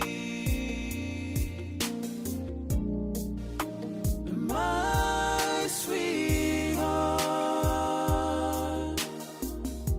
you're so far away from me.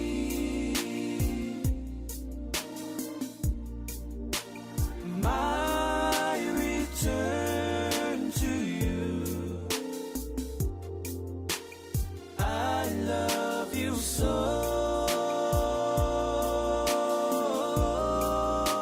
My sweetheart,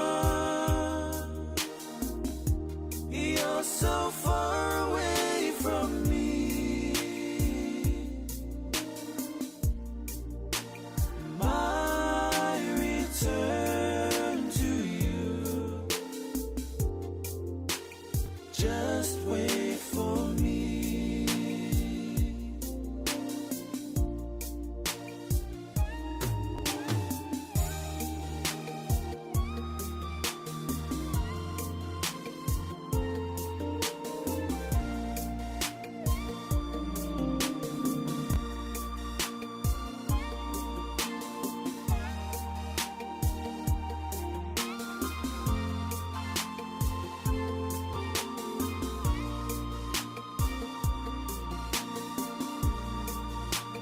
My sweetheart,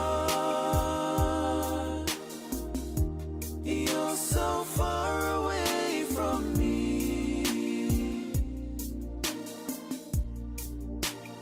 My return to you, I love you so. My sweetheart, you're so far away from me. My return to you, just wait for me.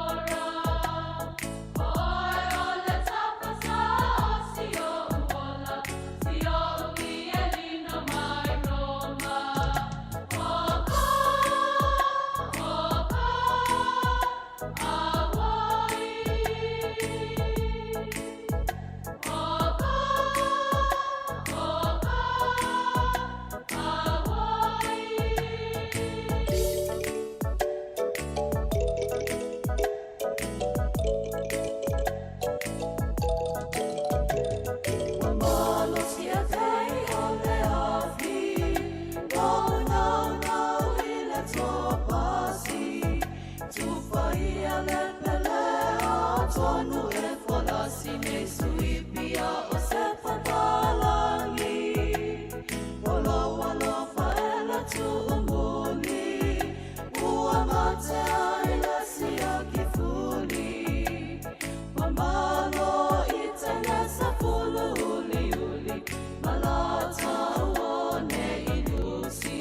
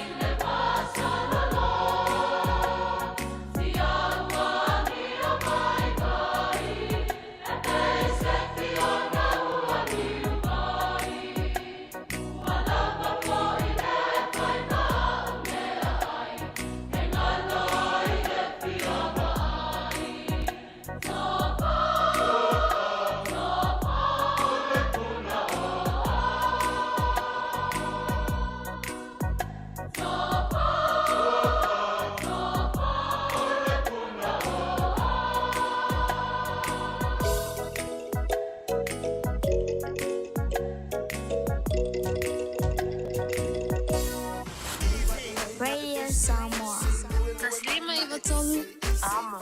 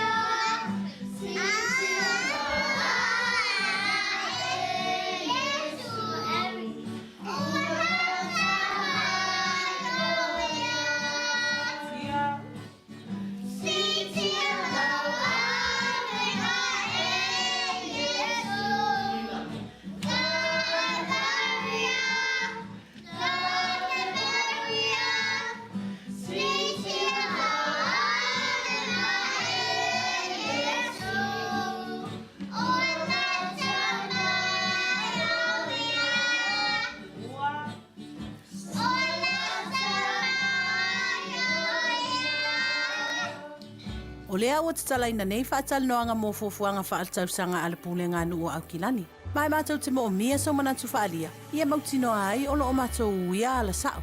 Hanga iana il akhaveyourSay.nz/our plan. E whailo mai ei so fina ngalu.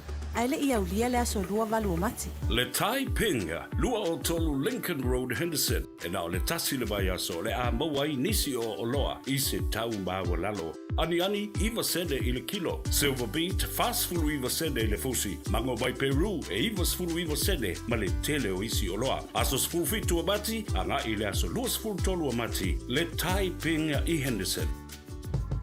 Beta Drive Doctors i le taulanga whaatau i maangele, whaapea manrua, o le vaenga o so sangase pe amana o mia, e whaatino e fo i matui pui o le whana witi, o tui pui le ko witi sfuriva, mo i lātou e sfuluan tausanga malunga atu, whapea matui pui o le furu, wala au telefoni, 255-25 mo so wanoe whaatino ai nei au nanga, o fisa fo mai i maangele i taftafane o le McDonald, a manrewa i taftafane o le Faletusi po le Public Library.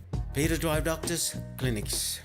Talofa Samoa, o Ateshna Ryan, o le Licensed Immigration Advisor mo le Auckland South Immigration Consultants. E visosoani mo so se tu ai ngā visa e malanga mai e New Zealand po Australia. Telefoni mai nei loa i le o valu o tasi o no valu whawhitulua. Po le olua tasi o no valu whitulua tolu o. Talofa Samoa se o atinu pele. Ua tatala ina nei la matau whale o loa o le leata i lai Super Reds i le Onovalu, Michaels Avenue, Ellerslie. Molo fifonga tau mafa. Ua maua nei le matau talo fiti i le iwa tala iwa i le kilo. Talo Samoa i le valu tala iwa i le kilo. A fio mai loa i le Onovalu, Michaels Avenue, Ellerslie. Po le telefoni mai i le olua fitu, lua lima, valu fitu. Olo e whafonga le tautua mo oe le se ufonga o Samoa, le Radio Samoa, sfulu lima i watolu a mo i au kilani. Ua a veo le whaatale noanga ma le fionga le komisina, ma le autu stala, ma le au whaasala lau. O le o wawa ai atua i nei i le tele, o fina ngalo le atu nuu, o loo whaalia le teimile nei. Ua mata i tai, ia le toa tele o tangata.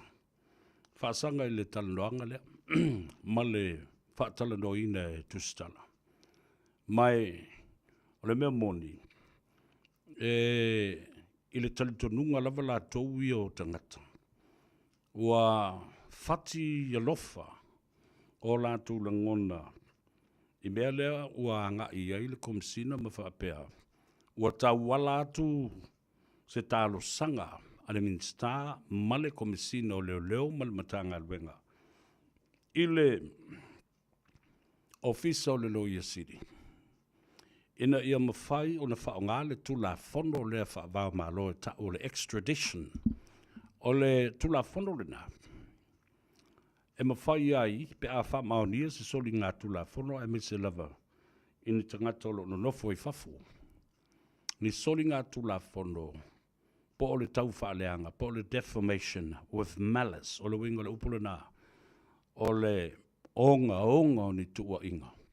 Po o le talano ina fōi o se mata upu, o lea o lo o anginga i Samoa. Ia o mawhetaua ina ai, ma salomia ai, ai whaasanga i te itai o lea tunu. O tātou, e whai le tātou international relationship and treaty ma New Zealand ma Australia. I le tūlanga o le mwhai o na watu whaapango tā, o se tasi o masalubia. Ta wala mai le ofisa Loia City. Le na watu o nei tala paunga, ia mapu e ai loa fo'i o making vai popo. Ma isi a wanga. Le whai na watu ai la utu o lalo ana. Awa, o le tele o mea ia e vase ma analyze le au whasa lau ma lau tūstala i hatunu i whafu. E leo ni tala na whaatupu i nei i New Zealand po Australia po o whelapa. O tala e momoli mai i le au tūstala ma i la tau o loo i Samoa. O le tiu te lau ma le ngā ruenga a lau tūstala ma lau whasa lau i New Zealand ma hatunu i whafu. La tau te wa ai ma whafuri sai ia ma whapena o na whaile process o le analytical techniques e te tilo ai ma whafuri sai le whamtalanga wa mai Samoa. Mai o le ala fo la le nā le anau tau whaafonga ma le manino iai. Ina ua lafo mai le tusi le alise i ate au. O te le lopo ina tusi le tusi. Le anga ele o iai se ingoa o saini iai o le tamaitai.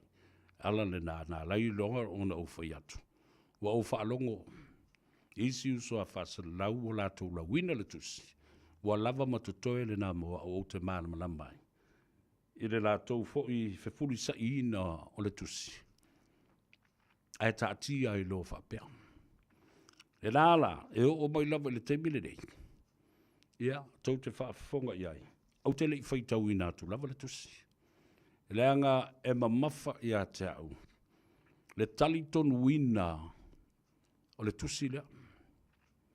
Ta tia i pe a whai o langona ma mafau whaunga ia na tusia i le tusi. Ma tu i nātu i le toa tele o e o lo o mia le pule malos. Ia le o le au le malo. O le Lawyer City, o le Minster, o le Komisina o leo. O te tali tonu fo i o se kopi i le fionga le tamaitai pārbia. O le si fo i vasili leo tula i mai nei. Leo ato tonu lava le tausanga talu o na tupu le whaalawelave lea. Wa maliu wai ia le fionga i le tamaitai Professor Tustala. Ia Professor Dr. Caroline Sinavayana Capert. O le siri le tula i melo mafofau, a tō le tausanga. A whai la, o le umi lea, talu o na tupu le whaalawelave, a o le no nofo ia tangata, po le tamaitai fo i o lise manei whaamatalanga, na o ia nā te iloa. Tausanga atoa, la le mea nā lai o na le ave, loa le mata upu ma whaamatalanga lea. A ngā I leo leo. O maua mai le wingo la utala. It has been a whole year since the incident has happened. O le si foi nā le mea la iona overseedingia la le tusi leo. Ai se a ua umi ai a tō le lei tausanga lela, a tō le tausanga le asosfirma le lima o le masina leo le atula I eili se a tō I ele tausanga a tō a talu na tupu le whaamlave I le tamaitai professor. O le si fasili leo tula I mai nei. Wa lena o wha ingoa mai le si fo I tamaitai fo mai professor mai le fio anga vavau e nofuai. Lea na alu I ai ia papali I sia figao. A le fo ia angina. Fa peani se tala. Ai na alu I lana uo. I loto whanga. A le lawa mai fo le tala le komisina. Na alu I lesi ta maitai o a lato uo e nofo I vavau. Ona auto e maana tunatu lea I le tala lea e winga I le ato o le telefoni.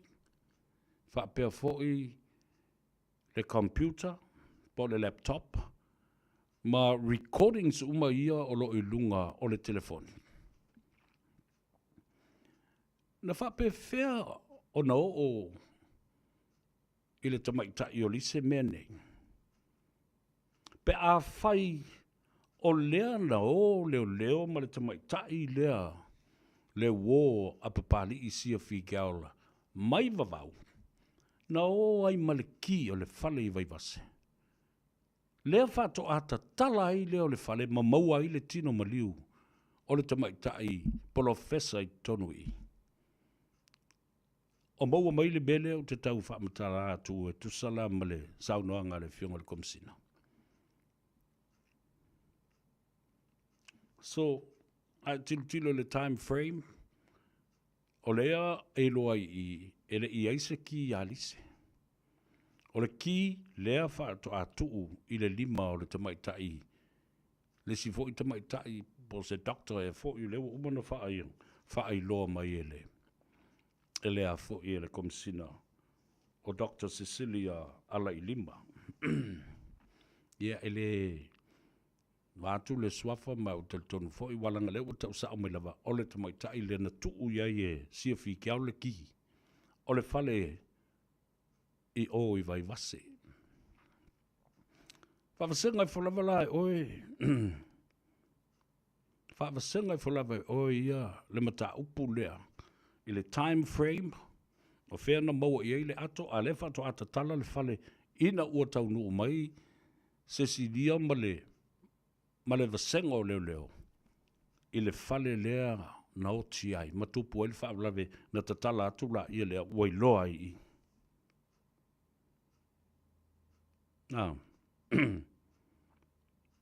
e matau tia mea ia o tulai mai nei. A o lea la o lo ia ilesi mawhauwhaunga. O le mawhauwhaunga lea au te watu nei e tā ua tele. A whau of silingia le komsina ma leo leo le tampa i tai o lise po o whea la o iai ia items. Ia leo le se tali. O lona winga la. O mea na e toi resurface, le winga le upulu na e toi manua i fonei ilunga. I se teimi lava e tu lai ai ia lise. I le whaamsinonga i le aso sfulma le lima.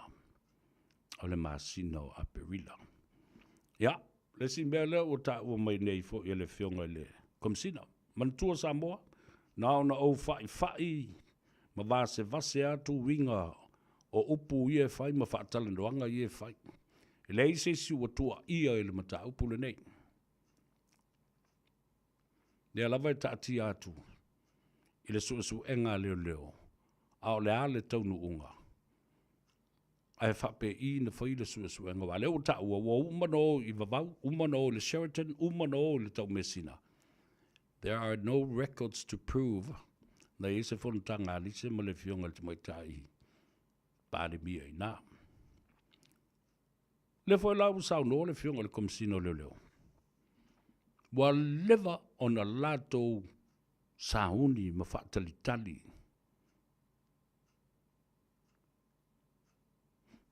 Whai loa le whaamsinonga. Tu sa lea mele mana o whai atu le taimi o le whaamsinonga ma le mōrianga o Samuelo. There is no other test to find out the truth until the court proceedings starts. O le taimi e whai ai, whio soi mai manisi mo le mau maisi vaenga na. Ia, tātou nofo mo whaatalitali. Lea la o tua I fo e le fionga I le komsina le mata upu o le tolo soo. Tolo soo le mata upu le nei ma whaamasinonga o lewa na taunga whaawau ua tā pena leo. Ma lato muli mau tu inatu. A lea la o tua I nei I le vaenga lea. I le tolo soo le mata upu lea. Tolo soo, whaamasinonga. Ia talo si ia. Wa o te iloa o le mele na whai e le whaamasinonga maulunga. Tu inatu o le avanoa ma le aia tatau ia I la tou ia whaasanga I mōlianga. Ina ia mawhai o na lava se taimi e tā pena ai ia lātou tali te te. O lātou morimau ai maise o se lo ia anga waa. E maana malama I tua ngā cases whapenei. Ina ia mawhai. O na ami o tonu le fina wina o se mata upu whale tula whono le wingo lau tala le nā. Awa ili I whapea ana malosi fo le fina unga leo ma lātou lo ia. Their prosecutors, they would have stopped the judge from putting an injunction on the court case, but giving the defense enough time so that they can gather their evidence, their witnesses, and also to find the best legal representation for them because of their right to a fair trial and justice and natural justice. Mea tonu ala nā lai son tula whono. Male a iata tau o tangata I le whaia o se whaamsinonga mi o tonu. Ma ia lava le taimi e tā penai. Ma ia iai ni tangata ata mamai I to whinga whaalo ia ma cases whapenei. Ina ia ami o tonu le whinaunga lea.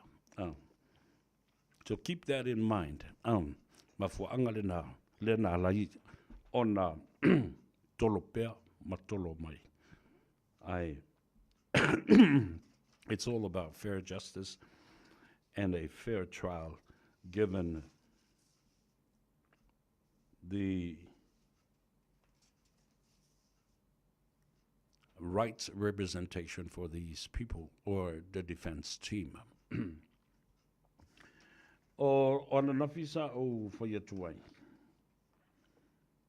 E winga i le mata upu o le whongwhitelai.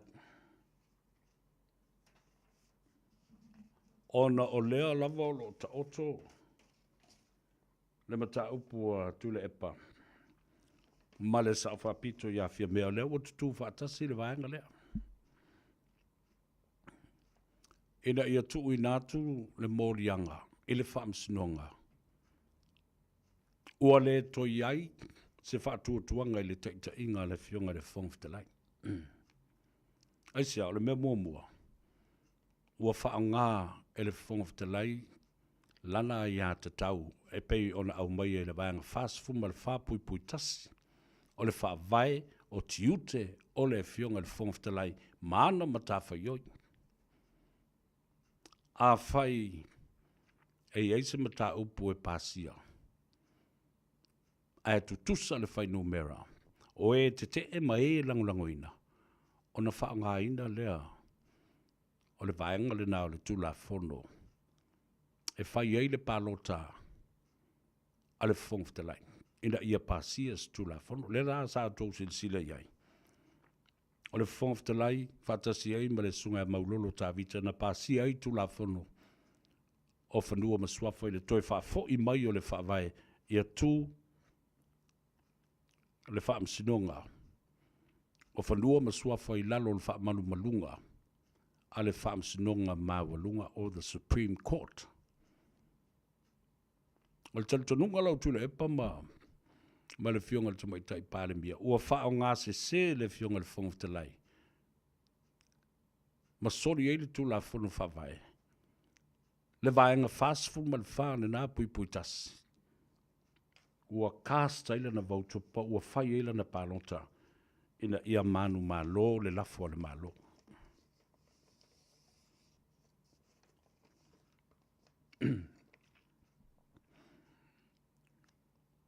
O le vaenga lona lua le na sauno i tūla epa ese me le vaenga mua.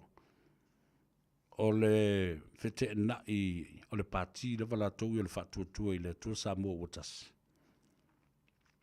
A whai wale mawhai o na wha le lei, wheu te ngai, maua le wha le loto wha mangalo, ma le mawhai o na tutu whatasi e toe pou le whainga malo, a le whatuatua i le tua Samoa watasi, e au fiai mo na sui uma e tolus fu ma le wha. Ona whai lole o le mea le nā. Ia whautua ina. Le au mamalu o le malo. Ina ia whaata ape le palamene ai toi o e whai le whainga palota. O le si fo i mea lea e wha malu mai le teimile nei. A mata i tū le tala whaata tau le tupe pe pasia pe le ai. O lona winga. E toi whaatu fo nisi la fo le whaatu tua ina o le malo. A le mea mondi lea ua wawa ai atune i ai. O le ata wha solo lea, and this is a scenario. The winga le upu le nā, this is another scenario. O se mea fo i lea e ono tupu mai.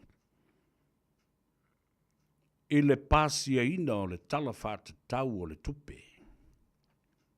Ne whai nei ia me. O le mea mondi lea o te talitonu i ai. La toi fa lango fo i fia me ma le vaenga o le kapeneta lo i ate ia. I le whainu mera tu le epa ma le HRPP e to sifun ma le valu o lo i nei. E pasia i le tala o le tupe.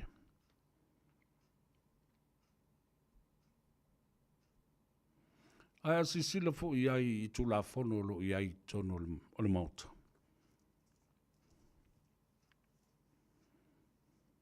Tu so leo wa so fatasi. Le itua le malo, ma le itua e angai.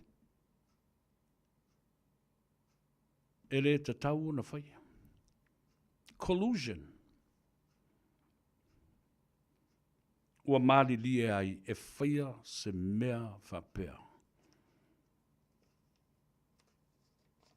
Sori whawai.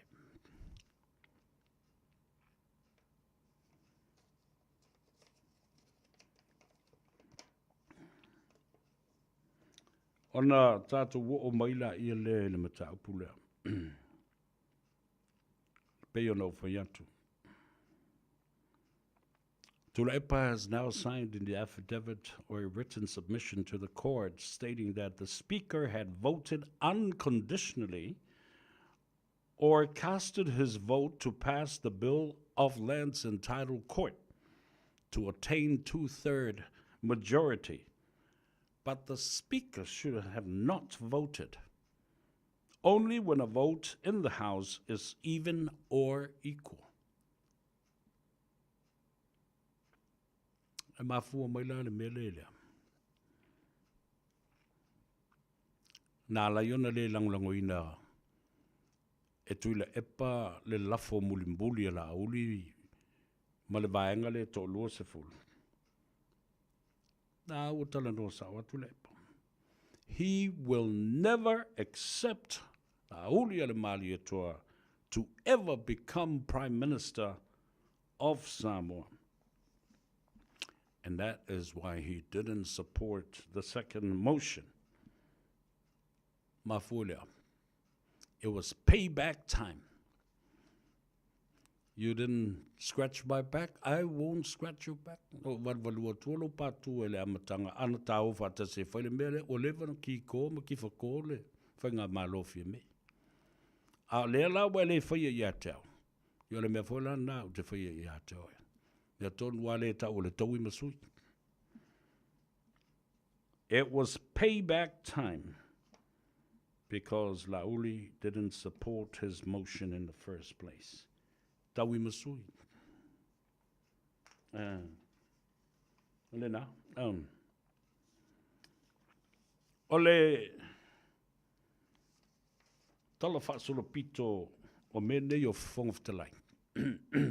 Amata mai I le centuries fulma le tolu. Se iau o mai I le centuries fulma le fitu.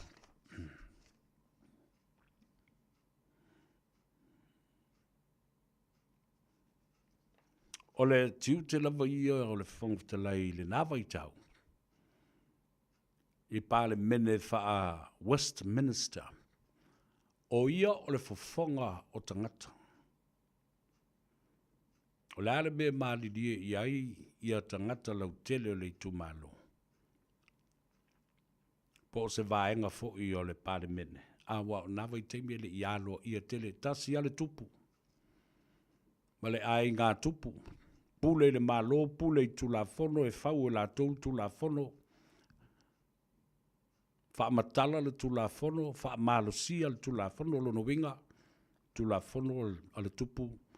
Fa sala e le tupu e fai uma e fa masino e le tupu toi fa masala e fa masino ma toi fa sala lafo sala fai le tangata tiu te uma na e tolu le o vai nei I le tafa tolu leo I tu tau a ngai o le malo ma so se malo o le tau pulenga e mai se malo la langi lo la tau fa ngai na le Westminster parliamentary system e pe ona fai I le malo tele o Peletania ma le tele o atunu o le taupulenga.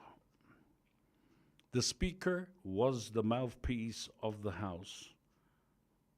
He facilitates debate to maintain order in Parliament and presides over the proceedings. O le fonga lea o le palemene.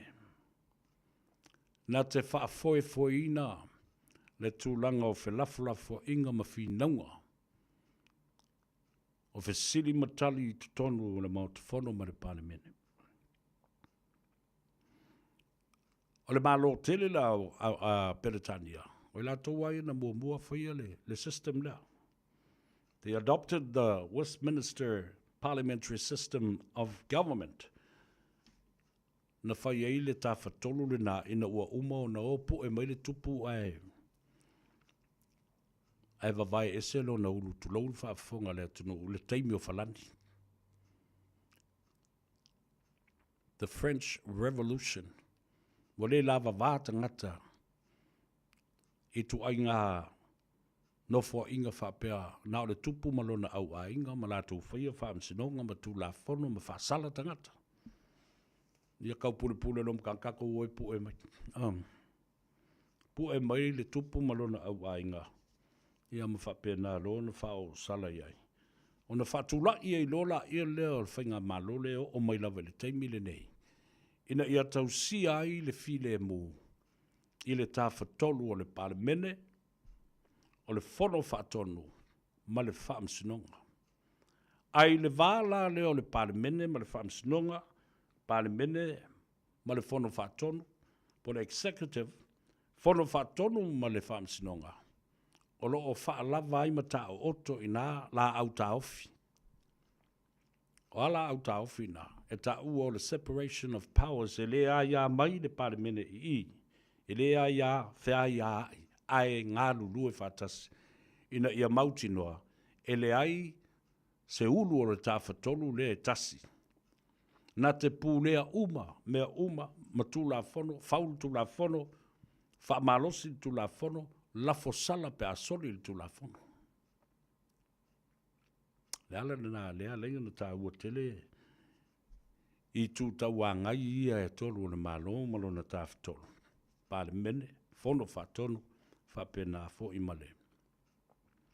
Maua uma fo I la, na tā vavai, matu ma tā manga, tiute ma tā whaioi. Pale mene is supreme. Lala wingo le nau. Malosi lo na, te le lo na malosi anga, aisia. O lo se ai te tonu I le whaalapu patonga lea. Tangata lātou te whauina le tū la whono. E fuafuaina le tū la whono, whau le tū la whono. Pāsia ma le tū la whono. O na pasi maile I lalo le vaianga o le whaamsinonga.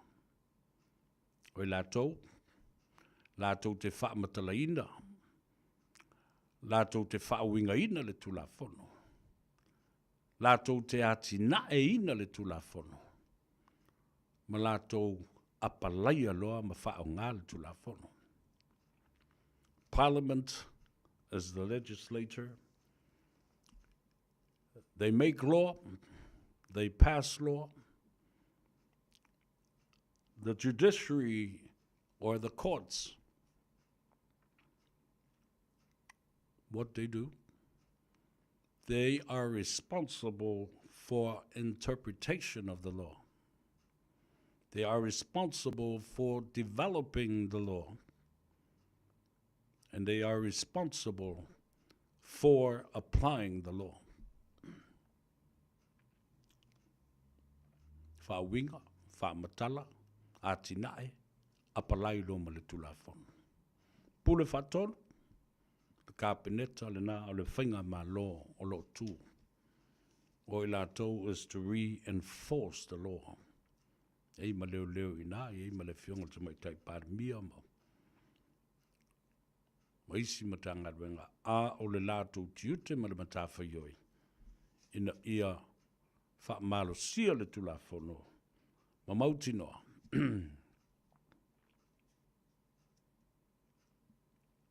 E o e whai whaasalanga I tangata ia, wa pu e o umana whaasalama I le tū la whono, ai le o e tūri o lātou whaasalanga.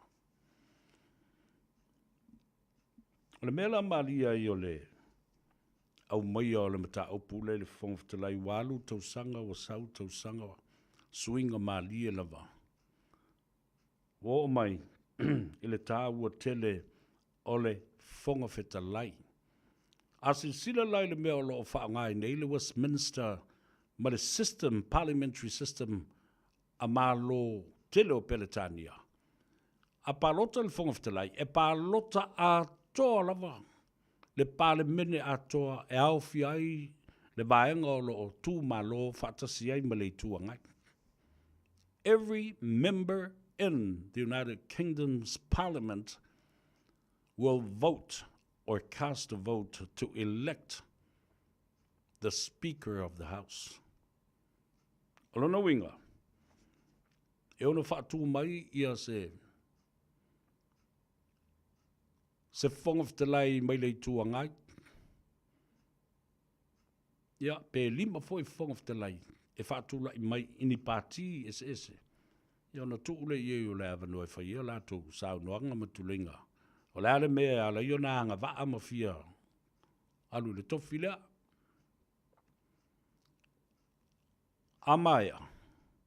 Ia na fonga la ia le fonga fitalai le mua muli le la a nei. Ia po o le pule fo i o le mauta. Le foi lau tusi o le panemene. O ia tele ana palota. A o tātou i Samoa. Ese la, e mo i ei vaenga o le Westminster system tātou te muli tai ai. Ai ei foi vaenga tātou te le muli ai. Tai peila o le mele o tula i mai nei. E fili lava ele malo ua manu malo mai le whainga palota. Le la tau lava fonga fetalai. Wa mafola ia o na ta oto ai. Ia, ma le vaenga lea. Ina ia, ile whatautonga ina ia. Awane i whaitu au. Ta tia le pati. Na sau ai tutonu le mauta. Ai ia. Alanga te tau. Ava noa e tuu ava noa i sui uma o le mauta. O le malo ua tu fatasi ai ma i la tau. O lo se ei le tua ngai. O na tala fasole pito ala tau i le speaker i nawa i tau. Wa na o le fonga fitala i alu o le tupu. A le fia le tupu le fe au le ua watu le parmene. Le ala le na e alo sa i tangata ia vai tau. E le ima se fia fonga fitala. Awa e le fia i le tupu ma le sa vali le na watu nei momori. Na le whai atu o le tupu. Tele o fia whaalongo i le sāwani leo o meua mālosi tele. Whai atu i ana au auna mana whewhita. O tu e po e mai i a le ri il nā le whongwhtalai. E mai e sala ese le ulu vātul whaafonga le atu. Ua nā le pau ale nā o le whaasalanga sā whai. Tangata nei. I le tala whaasolopito lava la o le malo tele o Peletania. E iwa le lei. Fofonga whetalai i le nāwai tau. O le mea le no o ia. A le fifi i le tupu. Ia, whao leoti. Le ala la le nā. O mai i vai teimi nei. A whapea ua maua se fonga whetalai. E o le to lua pe to tolu. O ni whai pule. E matua toso mai le fonga whetalai. Tua i toso whaatata mai. E ave whanofo le fua. E ala na musu le fonga whetalai. E alu i o, a wafu ina te iloa, a se sesa na me fai, e pa ua i fo i lunga, le to i ale tupu, i lona au. O lo fai o pēr le nā mea e o, mai le temine, o le toi fasiotia i ni whongwhtalai. This tradition carries on throughout time and history. Whenever somebody is elected as a Speaker of Parliament in the United Kingdom, they actually physically dragged him out of his chair and take him to the seat of the vacant seat of the Speaker of the House. And I tell him, sila i le mata upulea. O mai lola ia lea i le filfilinga. Lea la uma o tātou se ese mai le filfilia. O le fonga whetalai. A wā e peis i le tātou whaavae, i le whaavae o le Westminster. Na paule mea. O le e filifili i le palemene a toa lava e peletani i le tātou fonga whetalai. A le sui i le whaavae o tātou ina. E sui i le tātou whaavae. Wa tātou le mulmuli ta i la i whainga whaavae na a le Westminster parliamentary system. Ai ua whai ale tātou tū maleanga. Ua sui ele tātou whaavai. O le pāti lava i mālo mai. Le vaenga whaafai. O la tau fo le nae tofia. Ma au maia le swafa e ave i luma. E wha maonia ma wha tautou ina loa. E le au mamalu o le mālo Samoa.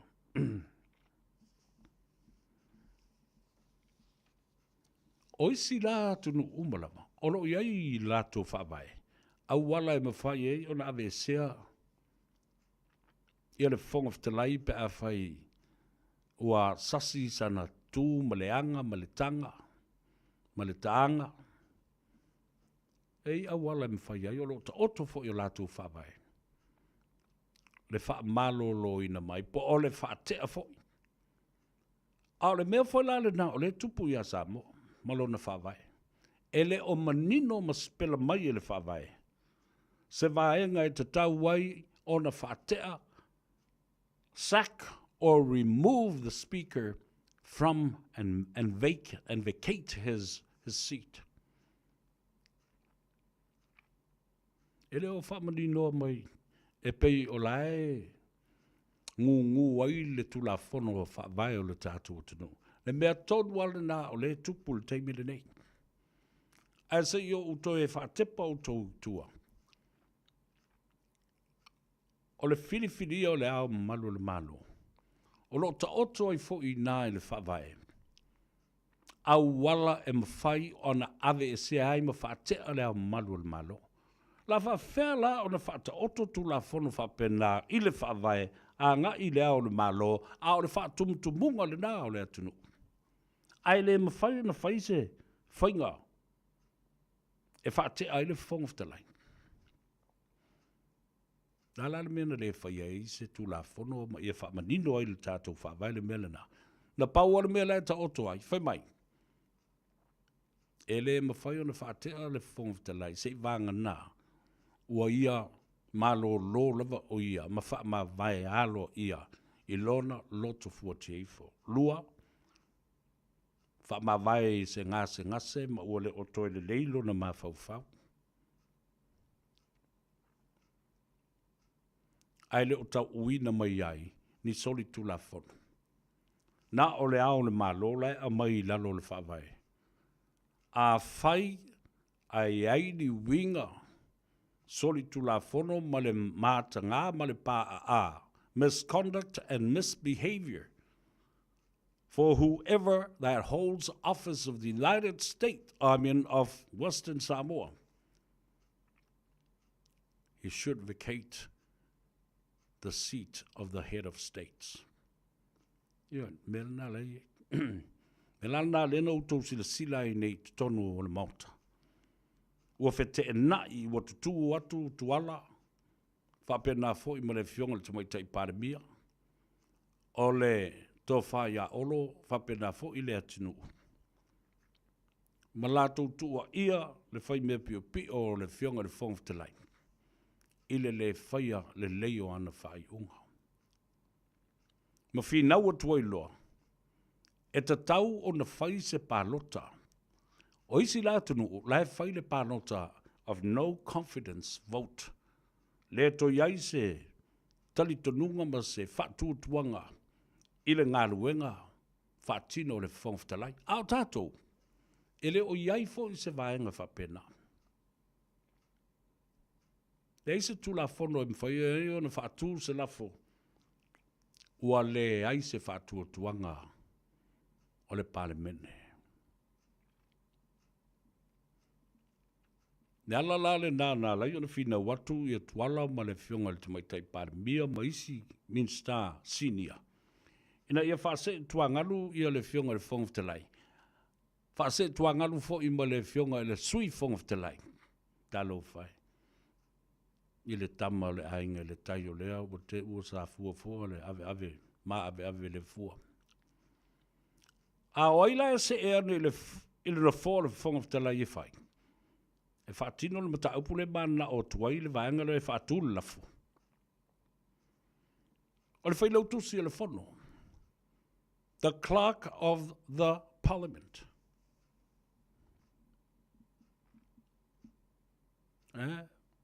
Mea le nao, le sau I le. I le tātou whawai ma mea na. Le la tau whai e I lava le. Le whaatu ino se lafo I le aso lea. Ai le o tala noa mai e le whawai. Whapea e ma whai o le whaatu le lafo. E whai ai se pānota ua le whaatu tua ina le whionga le whongftalai. a lai fai fafu. Lono winga, e tele i o vaenga i e tauna toi sila ma toi vava ai ai. Ai lo tali tonunga. A fai o mawhai ni fai le fionga i le, au ma malu o le malo. Ai o le fonga fitalai foi, o ia o le sui o le, a fionga i le au ma malu o le malo i tono le mauta. All the powers within the head of states are all vested in the Speaker of the House. So the head of states, his representative in the House of Parliament is the Speaker of the House. Whawail nā lai, iei Samoa. Lono winga la am whai na whai i le au le malo. La la mea le au mai e fo le tula fono le nā. Instead of toi whai o sisi tula fono. E mai tula fono le nā e whao ngā. I le mata upu lea le whongwhitalai. Ia, o le tā ua le nā, o le tātou mālama lama. I tō whinga wha o le whaawai. O tō whinga wha le malo. O le whatalanoanga le nā na whaia nei. O le autu stala ma le a fionga i le. Komsino leo leo, te lenga ia au pāu. Longo i tino Filippo. Whaftai atu le WT Media. Le sunga ia Rudy Partley. Mo le whatanga ina o le Tanoa Ava ma le Radio Samoa. I le aso tona i le nei, aso luas fulma lua mati, lua afe, luas fulma lima. E whao ngā ina le footage ia po o le pueina ma le whaasalawina o le nāata. Courtesy of WT Media, thank you very much to your managing, is it a managing director? Yes, Rudy Pardley. Whafti tele mo le whaavanoina o le footage lea mon. E whapenal whainga o tātou a mio, o a me whaierisi au tu stala ma whapena fo i leo pua TV, i e po leo whaasalalau, e whaonga ina e sestangata. Ia, o na ame fo i leo le whaafitai. Ia i lātou sa whaia leo wa i ngā ruenga. The original source of information and any TV news and media, you have to share and also compliment for the credits and the original sources where these materials came from. La tātou o, ele malo longa pupu. Ai si tāle pese. Whawhile muai wa matua. Ngasu ato lungo le tātou apia fo linga ma le tātou YouTube channel. I think people are very, very skeptical and very angry, and some people are very disappointed about what was been said in that interview. On the side, tātou on the side. O le mataupua i o lo mamoli mai e le fionga le komisina. Malana matanga luenga. Ia o la lava e. Te li tonu lava iei lātou le whatino ino lātou ngā luenga. Ia mō lātou tiute. Ia lava pale toa mai le tai. 24 hours a day, 7 days a week. Radio Samoa streaming live on www.radiosamoa.co.nz.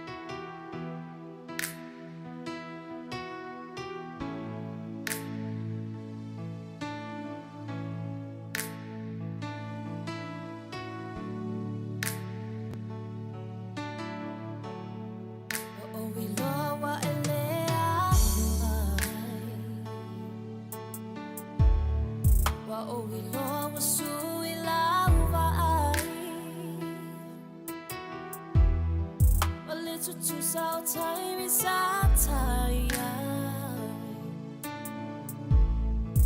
Ua pongi sa uilauva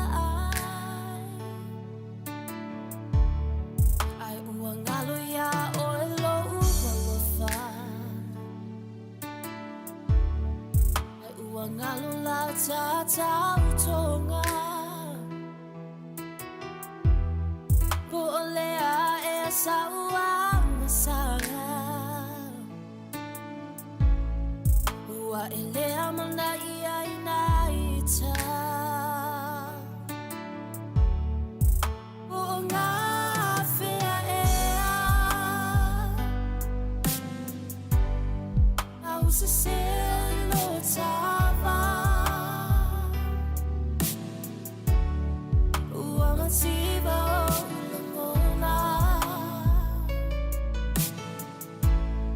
te whiwa ai u whalinga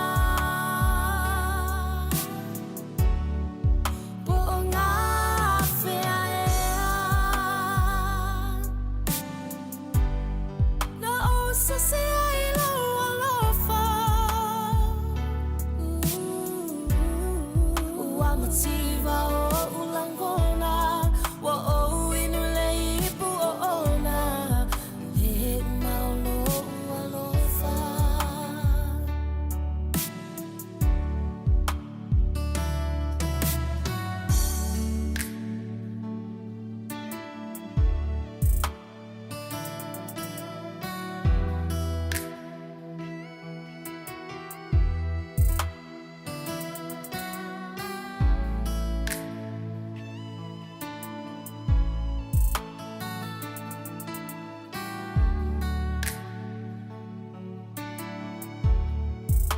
Pangao nei tina Be ana eilo mai ita Watau asolo ualofa Wa o inu i o loi mata Se tu atu oe e te alu E te alu malo nei fatu O te le tau i atu i lo leanga O le atu alo o sila sila O ngā whea ea Au se selo tawa Ua mativa o langona Te whiwa ai u whalinga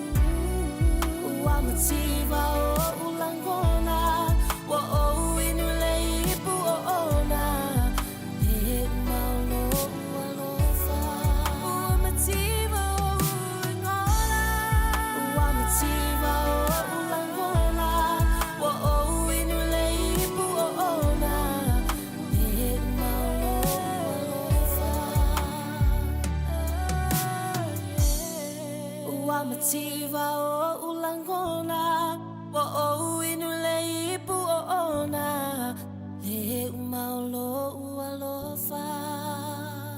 Baby, nobody! Hey, hey! Oh!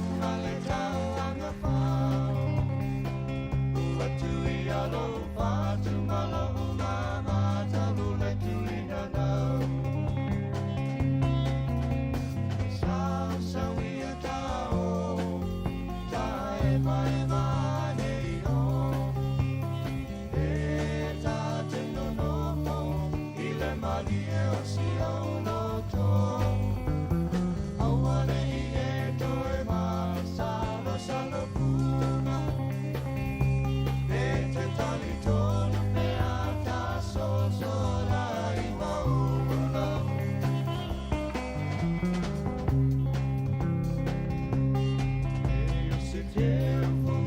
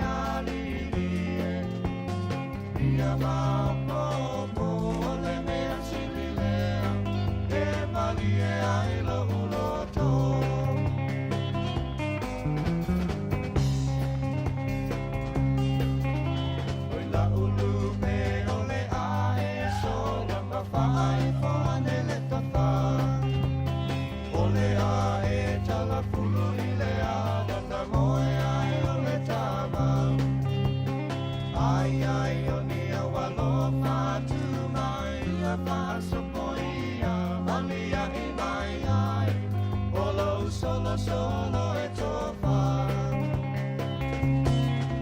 a tamuno ma tavalea ai lesi sule sule peo o se pua se la au aina o se la au masaina e o la nai o le malambala talu oe e malu tau tala ia tamu e po o fea e au wale se umala uamio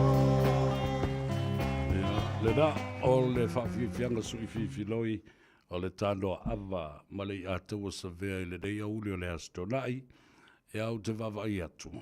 O le matua toa tele o i lātou. Lātou te le tali tonuina ia le matanga luenga leo leo. E maise o le te lenga ia au pa au ia pa o le fionga fo le komsina. O le tiu te lea na whaide i le i atou sa vea. Nau na tu watu i au tolu ma tau te sila ma mai mua ia i ma whaalongolongo. Ma whai ala ia leo la ngona o le tangata la tau ia. Ai o leo te wawai atu. E tō tele i lātou. Lātou te le toe tali tonuina. O lau lava le nā whai unga.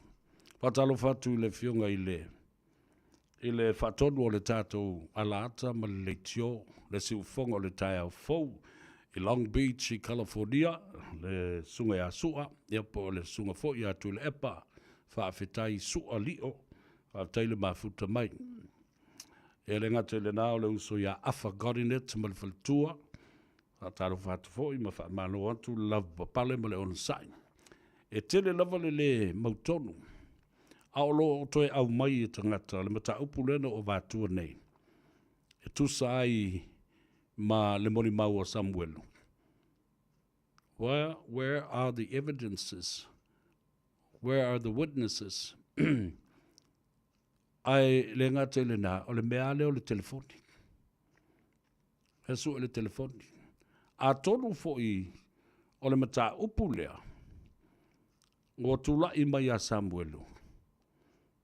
Ua mawhauwhau ai ia le tamaitai. O lise. O le a le tali i leo leo. Ai o le a teu maupea i a te ia. Ia le vaenga lea pei o na outala noa tuai. O ana mori mau. O items ia o le ato le telefoni ma le laptop. A lea foi.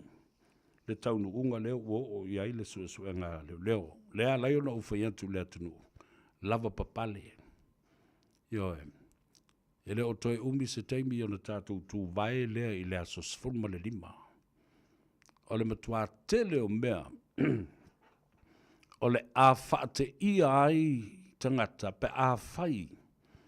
O lo o nātia malu ma ua i lima foi o se lo ia o le atu lai.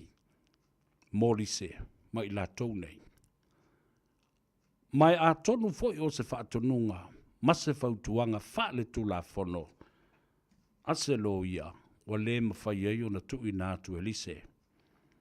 Ia items ia. Ta ti eile i nao na mata upu. O te le toi fia tala noa foi ai. A wā o leo o lo loma le whaamsinonga. Ma ua tātou tū la lata foi. I le vai vaa le nā. O le a sua i nai a toa me umanei. La le nā Samoa, ia toa pēr le taima tātou lava papale. I le isi ta milosanga lea, o le a o iai le nā mata upu. Whatasi ai ma le mata upu o la uli. Whatasi ai ma le mata upu a Samuelu. Mai lātou uma o e olo o a fia. I le teimi o le suenga. Tau tia mea le tupu mai Samoa. O se tina na malanga tu New Zealand nei. O na tau nuu lea i se tasi o no whanga tūtaulanga ai ia se car rental ina. Ma whaatonu wailan ta vale te tongi pau le apo o le car rental. Au tafutafane e tu ai ma le whale o loa le saina. Na whaatau o ila ia lea po pusa pisupo e ono pusa pisupo. O na alu lole i tua o le teine o le matamatangi. Ia le pata. Na lau i fafo ia pusa pisupo. Ai te iua wata tala atu ia pusa. E mātala tala u malawa i atingi apa. E le ini pisupo i ai tutonu. A o meo palapala. O meo pusa palapala e le o se pusa pisupo. Wau ko wawa ai le matau tia o le meo o iai ia. Ki whinga kanka Samoa. Tau tia. O le foi mana o maita ngata. Pem whai ona o au maia ia le tumaita i o lise. E whaatala noa i lau Paul Kalambe. O le tali e le ai. E le mawhai. Mai maana malamba i le tula fono e le mwhai ona whaatala noa ina stungata. E toi lo tea ai mata upo o le asu e sua ina. O leo o i luma o le laulau. O le whaamsinonga le mata upo lea. Whaamalulua tuai. I le pa ia mawalunga. Awala tele ana o komedi whaamulmole sa vea. Lea taua. Lan me ua le au mai e ili se ilunga e whaatala noa. E le mwhai. E le mwhai e to saima le tula fono. Once a matter is before the court, we cannot discuss those matters. There are sensitive issues pertaining to the court itself and those who are bringing the charges and those who will stand to defend those charges. Ia ole whaamalulu watu la ia lea lena i le to tele o ilato o lo o manatu pe mawhai o na o mailu ta maita i o lisa. E whaatino se talanoanga. Whatalo whatu i le ta maita i a Kalameli Alipia. Whamai, Lauli's case was postponed due to the request by the police for more time to carry out their investigations, I believe. Yes. Sa'al fo tala le na. Ia a oresi fo I vaenga le mea na. Ina ia mawhai fo I ona lava le taimi e tāpena ai le sunga e lauli. Ia ma sa ili fo I ni ana lo ia anga vaa ma le ata ma mai ma masani I cases mapea. Ina ia mawhai on maua le whaamsinonga a mi o tonu. O la la sau tali tonunga wa le o toi whaafo I nei le tinara sau ma maua ma ia le pata e toi ave ia le pusapi supo ia na tatalatu. O ai le tangata o le a whaia se mea whapea. Whaatau o pusapi supo pe whawhena mai la o I parapara I tonu. Toi whaapulou, toi tape au tafa ma toi ave I lunga whaatau. Ka o kia le mea o iai. E matau tia.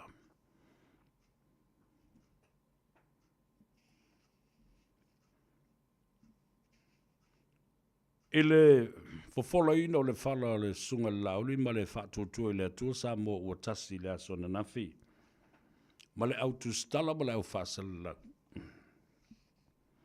Na toi lo tea ele mata upu le o le AGM po o le Annual General Meeting o le whanu whale tau sanga.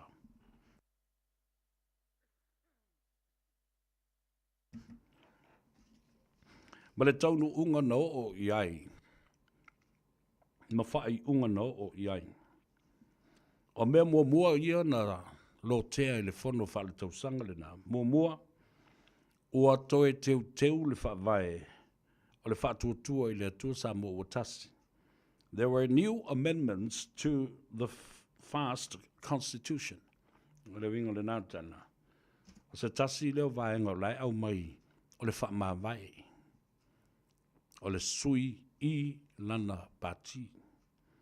A le lau au mai o le whaamawai ma le savali ese.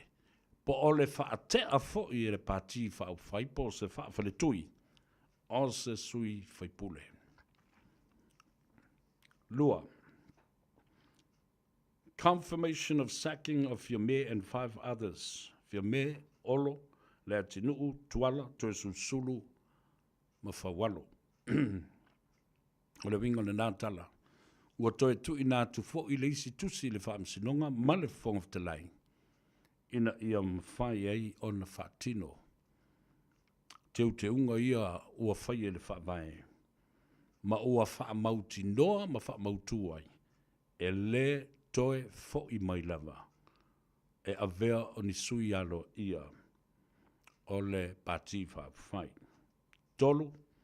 Le talia ina e la uli le whātou senga, ma le tusi e tuala, e whanoi e tuai, ua le awai mai i le whono wha le tausanga, ona ua le lava se teimi e tā pena ai.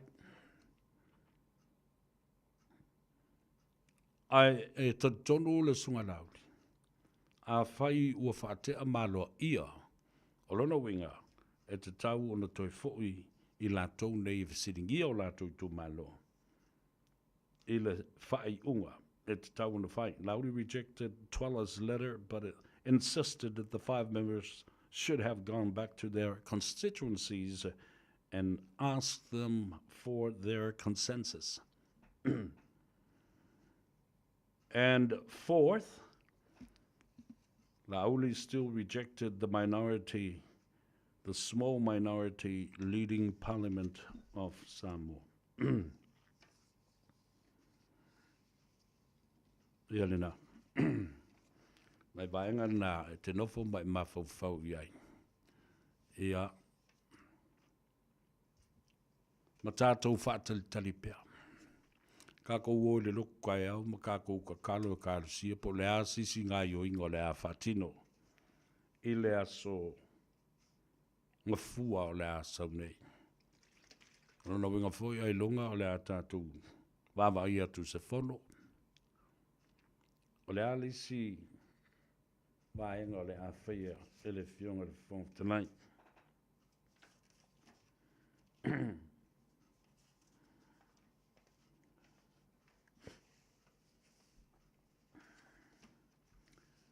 Tātou o mai le ia la tōlo fsiri pia.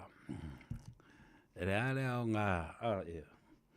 Tākou ke vevesi ai e mou le tātou i mai ese o le tino. Ma le mawhai ei o na minoi, ma le mawhai o na whaatino ngā ruenga. O tiu te tau ave tau na whai. Le vai o le ola le nā. Lo le sio mika, ia polosa fo ia reo pena ma le veltua. Aftai o le nā walu atu lau pusa vai i Brisbane, se fulu vai o le ola. Ia whapena fo na whatalo whātu. I le uso ia la ulu mose le weli. Ia, ma le whaltua, ma le no whaalo, ma le ngali, ma lole, so i fōma ria whaftai fō i tāpua i mai i ngā luenga lo whawhenga iai. So vai o le ola. Maua i le tātou maketi le nā, ia, maketi tua i lava le nā, na mua tau nuk mai i le vai mai Samoa. Numerous fulma le tolu, Lappington Road, i nā i Otara, i le maunta o le whionga atuala tau wā tau pa utino ma le whaltua i a peka. Aftai mo le whaavanga o le maunta. Ia o sulu whai atu iai ma ue lo o ma fwoi e le tōtele o le atunu. Le no whanga e anga i atu iai. Mai le vai, tailo whionga tuala. Ia, whamaruia le tua. O le tātou maketi i le isi tūlangi lava le nei i saute. Lewis Fulma le lua, Templeton Place. Glendon i Manurewa. Ia, olo iai ia le tamaita i a Maria Nive, ia whapea fo i le tamaita i a Mareta Sawanga, whafteiti le atu. I le nā ngā luenga le lei olo au nai i o tātou tangata, whaavanoa i le tātou maketi i sulfa i atu fo i le tō tele o tātou tangata. Angai mai i mangele, o le whale o le Tasi Market, o ngā tutonunga le mū o le taulanga whātau. Olo iai i a le Tasi Market, male tō wha i a wha o le tande. Peter Silva, nea whapea foi le au whainga ruenga, maua i le tātou vai o le hola i nā. Ia whatasi i foi maisi tau mafa ma oloa mai Samoa. Whai i le whatau o le astonai, ma le sa i le tona aia. Tawalunga i o i le tātou whale oloa matele le nā le Grand Market, I tulangi sifo. Io, numero tasi Triangle Road, I nai Massey, ia, olo iai le sunga ia Wahid, ma le faltua ma le au whingaruanga, alwane, na, le sa whaingo le tasi market, ia so ia, ia le na usui le ngua ele, Grand Market, mawai inana, vai, moi la tau i Australia, ma so se vaenga o New Zealand, ei wala au le numera le atou se vea, o lua tasi lua iwa wha fitu iwa lua fitu, o lua tasi lua iwa wha fitu iwa lua fitu, ia, manga e to fo ile atou e momoli lau vai ia te oe, ia mata lulu lima mata whatalo wha, whai fo se ka story ma ka whai kakala ia ina, ale numero al telefoni mo ila tau ia tunu i fafo o lua tasi lua iwa wha fitu iwa lua fitu. O le sainga la leenga whakaua ia meo pusa pisupo ia. O te matua ia uafofo ia u iana ia, pe a whai. Nā te lei, I loa mea iei tutonu pusa apa pisupo nei. Tole, ka whiwhi ia ni. Ere umare a miu wā leo tangata ni. Mai te tau fo i ona avela u vaenga ia ile tulafon. E tau na longo leo leo. Ave iei se whaasea e tusai. Ia male tulanga o leo. Wa iei nei ia. O loa ua le saunga le mo. A talo fatu to loa to le foa. Whai mai o le mea sao lava. O le toi fo i e whaile whainga palonta. Ia te au. O le mea tonu alana e tau na whai. A le mea tonu lava le nā. Ua te tau o na whai. Ina ia. Mawei ona toi fo i le nofo fi le mū o le atunu. Ia, matu inatu le fautuanga. I le fionga i le ama malu le malo. Mai le palemia. Ina ia mawhai. On hata ape le palemia. Tātou e tale pesele whanofo fi mari e lo mafu fau. I lo atingu ma le tuoro fefe. I le tele le mauko meni. Alo au mai nei. Whaali mai ai ia o te le tio fo i a te utau pa ia mawalunga le atino. Awa o lou lava fina ngalo. O le mea tō tino le nā malau ai a te tau. Ma lou sa o le tonga. E whaaleo ai i au langona. Ai maiselama a ngai e mata upu o lo tupu mai lo tātou o tunu pele i Samoa. Male ngase o malo. Puni. Pese mea moni ea.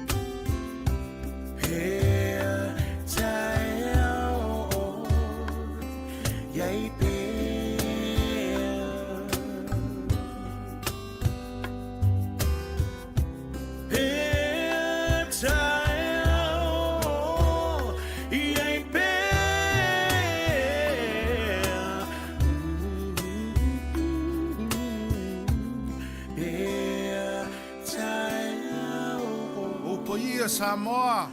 Ia au le o iai. O ke lia mau fefe. A usi lau whafonga ma lau sisila. La mako whawhiwhia. Radio Samoa. Tasila mai o tolu. Radio Samoa. Tasila mai o tolu.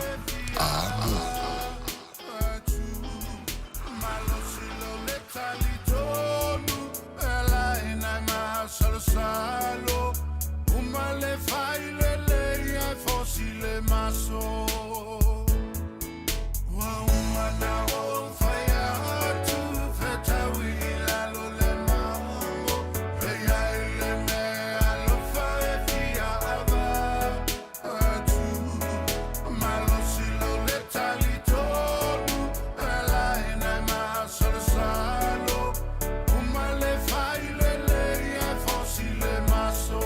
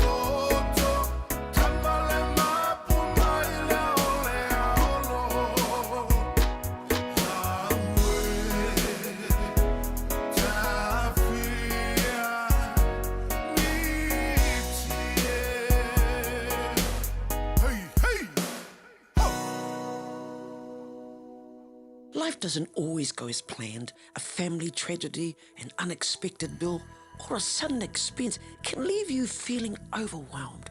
If you're a homeowner and need urgent financial help, Api at Finance Direct Limited is here for you. I understand your situation and provide professional caring solutions to ease your stress. Don't face it alone. Call me today on Olualo Ovalu Fafa Lima Tolu Tolu. Api at Finance Direct Limited, your trusted partner in tough times. Le tai pinga, lua o tolu Lincoln Road Henderson, e nao le tasi le vai aso le a mawai nisi o oloa, i se tau mawa lalo. Ani iwa sede i le kilo, silver beet, fast fulu iwa sede i le fusi, mango mai Peru, e iwa sfulu iwa sede, ma le tele o isi oloa. Aso sfulu fitu amati, anga i le aso lua sfulu tolu amati, le tai pinga i Henderson. Talofa Samoa, o Ateshna Ryan, o le Licensed Immigration Advisor mo le Auckland South Immigration Consultants. E visosoani mo so se tu ai ngā visa e malanga mai e New Zealand po Australia. Telefoni mai nei loa i le o valu o tasi o no valu wha fitulua. Po le olua tasi o no valu fitulua tolu o. Oceania Career Academy, Sauni! Kako oi, kaule kaua! He whai ama whai! Wāste lumangai maguia! A whaia sa ili sela asanga fau moe, a waloe te no whai. O le OCA e au tauina ai o e imtata e sese. Maua visenga fau fale, vali fale, palasa, male soifua maloloina. O le nei ava noa e anga wa aitanga tano fo mau masiti seni New Zealand o loo halala I au kilani. Le sitala nei loa i le OCA i le go.oca.nz/apply po le vili mai i le o Varselau ono lua lua valo fitutasi. O Varselau ono lua lua valo fitutasi. Lo e whawhoka le tautua ma oil si o whoka Samoa, le radio Samoa, sfulima i watolu a moe au kilani mene i atou o savea. Ele nei fo i au auli o le aso to anai o le Tanoa Ava e te maua i le sao. Whapanatu i atou e a leise me te alu i ai le fiafia nanei o le manei o le talo le tau ma le sulu la. Tale i tu lai ono, poto Samoa e tāpuai i la tau e fast full ma le lua. O sui tau wā o pesenga wha le nganga. Ia, o ta imua ai le ainga musika. Tau wanga pese, wha le nganga lua fe lua sifurma lima. E le tuatusi tolu sifurma le tolu. Andrew Baxter Drive i nai mangele. Ia, le po. Ia, sa wha fifia e fo i manisi o fetu pupula ese mai ia i la tau sui tau wā. Fei loa i le sunga ia sua tolu ba nave misluki. Ngalu male mana te nari. Sarah Jane Ava, Annie Grace. Whapena fo Isaiah Frank Solo. Ia male te maitai matautia le pese le te maitai le ana po. Tara au male sulu. Ia o se maitai e whaale tonu ia lana vai. Ai na o whaalongo i le leo matautia. Very powerful voice, beautiful girl, and ia ma nisi e tō tele le fo i le a nga i mai iai i le fiafena. Nei, Sarah Jane Ova, tolu ma nave misiluki, ngalu ma le mana te nari. E sfulu tā lale ulu whale mō tangata mātua. Ia mō le tupulanga la iti te la vau sfulu ma le lua tausanga ilalo. E lima tāla. Au iei la sesi fo le o tau vāo lou a inga, ia po o sauwo, o ia po sesi o le tau e kale sia, po o se tangata e te māsari ai, ia, tā ua le na. Nalo toi whamanatu tua o le mta upu lea, i le mea lena suia nei, i le whono wha le tau sanga lea o tuna i atu. Lea o whata atitia lava le to o iwa fo i lea, na mafu fau e whatea. Ai pei o le to ono lea wa ngai ai, le fionga i le Sawhapito ma le isi minister e to lima. O le mata upule na manatu e whonoa ia pe tu inatu le whaamsinonga pe loe whai e se whai unga le whaamsinonga i le vai so fau. To tilo e le teuto wino le whawai o le whatutu e le tua Samoa e tasi amendments to the Constitution of the Fast Party. Ia, tātou nofo o le kere o spanga ma panga ia. Lela tātou wanga ia tu nei iai. Tātou o tānai pese ia. Le whamei, ke losa veo. Ua mawhatia lava loto. Le tala takata le whamei e tau. No ala au mai. Mawhatia lava loto. I le afoi. I le wha ina ua mōlia i le tamaitai o lise e whātu ia vai. Le mea le nā. Ia la foi lo tele lava i lise la tau ia e alu e tali ilo na morianga malu fo i e tula i lo mo le whamsinonga. Ai se i tātou tali a lupe maunu i le mea o le ao o nei iai. Ia. Ia ono sa ila ia. Talofa, we're the Katinas, and you're listening to Radio Samoa on 1593 AM. Ia na. Osi mai la ele le pesele na le Richard Parker.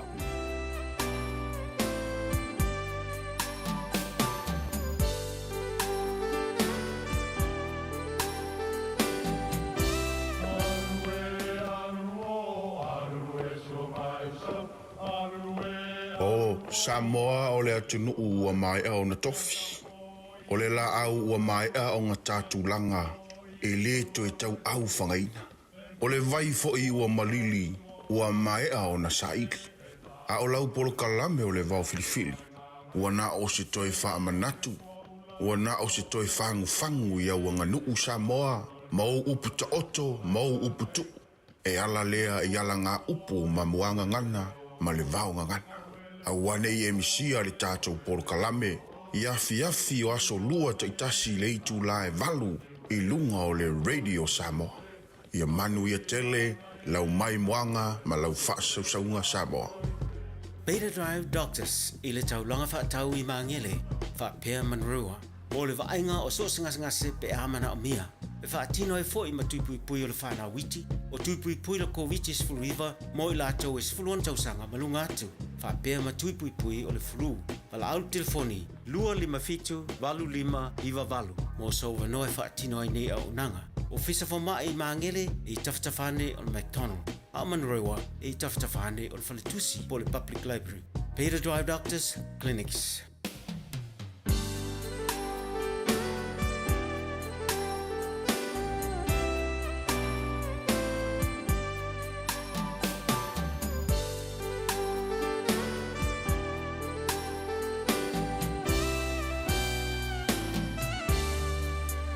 La Aisa Wali Suavai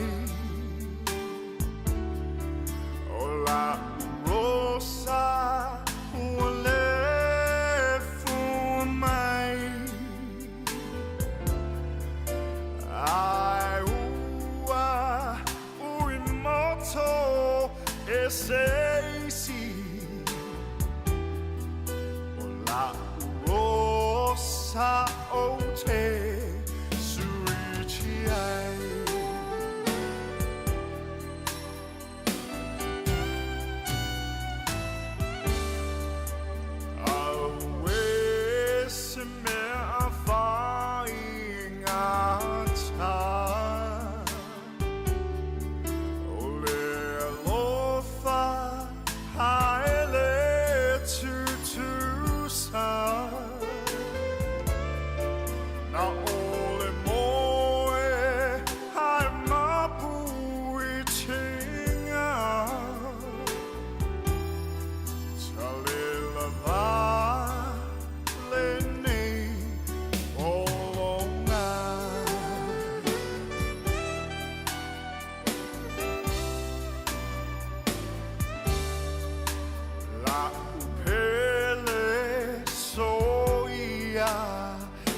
Etangi forever I'll go Ilelangi Atonu Tatito Efeloi Ise aso oilu Manai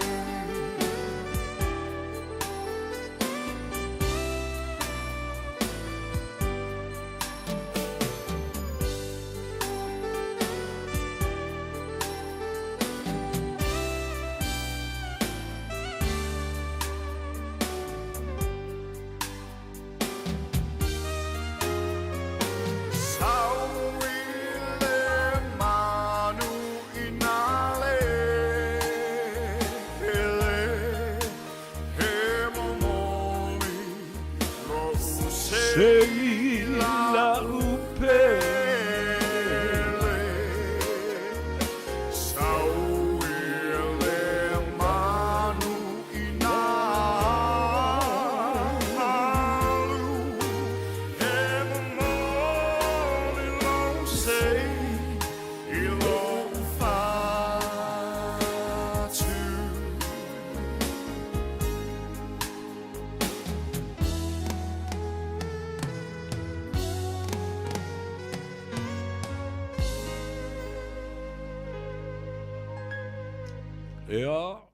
Richard Parker I le pensene da whanofo fine mua ilo ma fau ine ne yaso ai le tu ai ia le toe fangu ia te oe ia on o le whaatala ula a le ekalesia e whakasa fasi to uta le lato whaamwe moi le lato corporate dinner e le asalus fuma le valua mati e luno winga o le vai a so fau o le awhaia le nā I Malaiola Community Centre I Mangele o le tau le tu lai ono I le fiafi o le atatala I whai tutoa. Lua afe tā la I le ticket se fulu I a tangata I le laulau. ila stangata o fia motion ticket le lava ye ticket ia tau ai mana ia lo wala au le telefoni lea o lua tolu ono fitu tasi o lima lua o lua tolu ono fitu tasi o lima lua ai fo sisi na te sila fia le telefoni le sunga ia leo Pepe Tala i Junior ya wala au iai o lo sao fo le na ile o ase le ni le amua le lava po o le atu ina tu ile faatino ina ma le toi fa le lei o le malu tapuai o le afio anga fasto uta e fakasa ia ma le nato fa moe le na fatalo fatu ile sunga le to ina ia foi ava fonti tu yoti ia fa perfo ile faletua ila le pitanu o mangele talo sia sa mau o foi vai le dei vai aso ia mana lela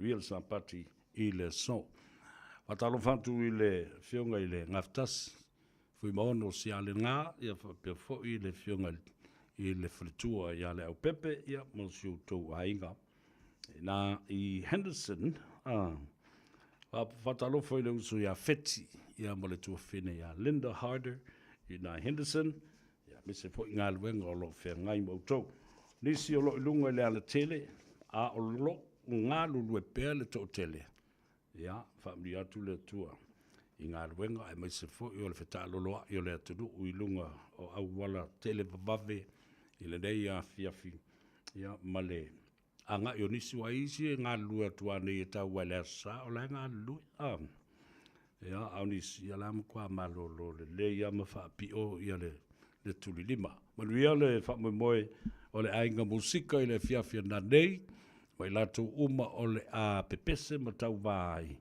i le nā fui whamwe moe i le tā ua tele o musika tā leni ia le tunuu ua foa i alo matama whanau o Samoa. Ia maua pese whaaleanga ngā uma me e whaile whiawhia nā nei, maua se vi inga o le tātou matai sili le langi.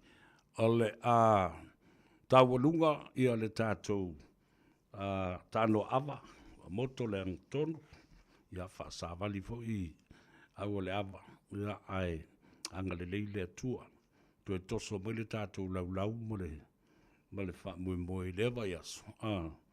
Ia tātou whiloa i fo i le aso ngafua i le ngā ngai fo whaiva o le atunu. Ai mai se fo i o le aso a tai au i le tāpenātu o le launga le whaife au. Mō le sāpati. Anga li mai le tua. Ia mai e whapena fo i o na mana le upu fola. Tātou tau mā vai le pese lea le a tau savea. O le nofo toatasi. Ia manuia tele, mangalo fo i se leo le ona i le nei vai aso a toa sa tātou mafutai. Ia ai whasoi fuia. Tua o tau, I'll leave you with one of my songs, Nofo Toa Tasi. So you look after yourselves and take care. Be safe on the road. Ia pa whamanuia tuai fo i ma whamalo atu, ma whaftai atu ia i lātou i lunga. O le apia fōlinga ma le tātou Facebook page, our YouTube channel. We'll see you next week. The same time, ngā ngai fō whaiva on Monday. Foto atasi ma fau ngai wa sau tuanasi le alofahi mo oe wa pei o se mai awele lai se iangi mai, si o leo e tawhia whalongo i ai, la upele ea, po o whea o e ai. Lalulangi pua o male manunu, wa sola le la fa sulu sulu, unai o folingai, wa mo atu. Pe ana ela talata mai se kusia uma e foi mai la upele ea wasili o eleva ai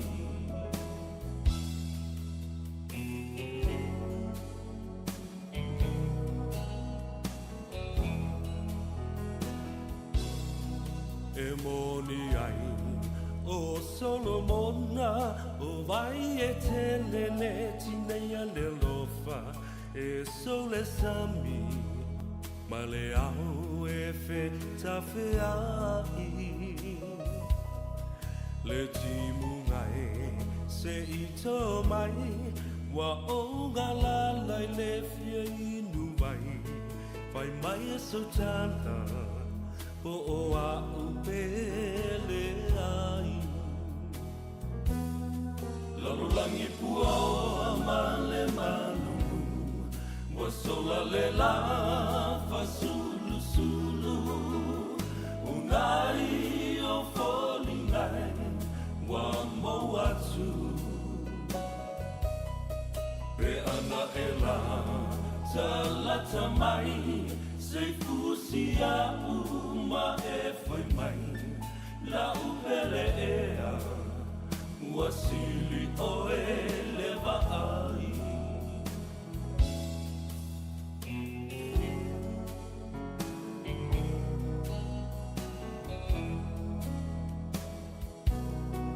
le masoninga a oe maita lau pele e ai le whanga luina o te te wina pea oe isi o ufatu o nā punawa o siuta o langa o mea lelei ma mea leanga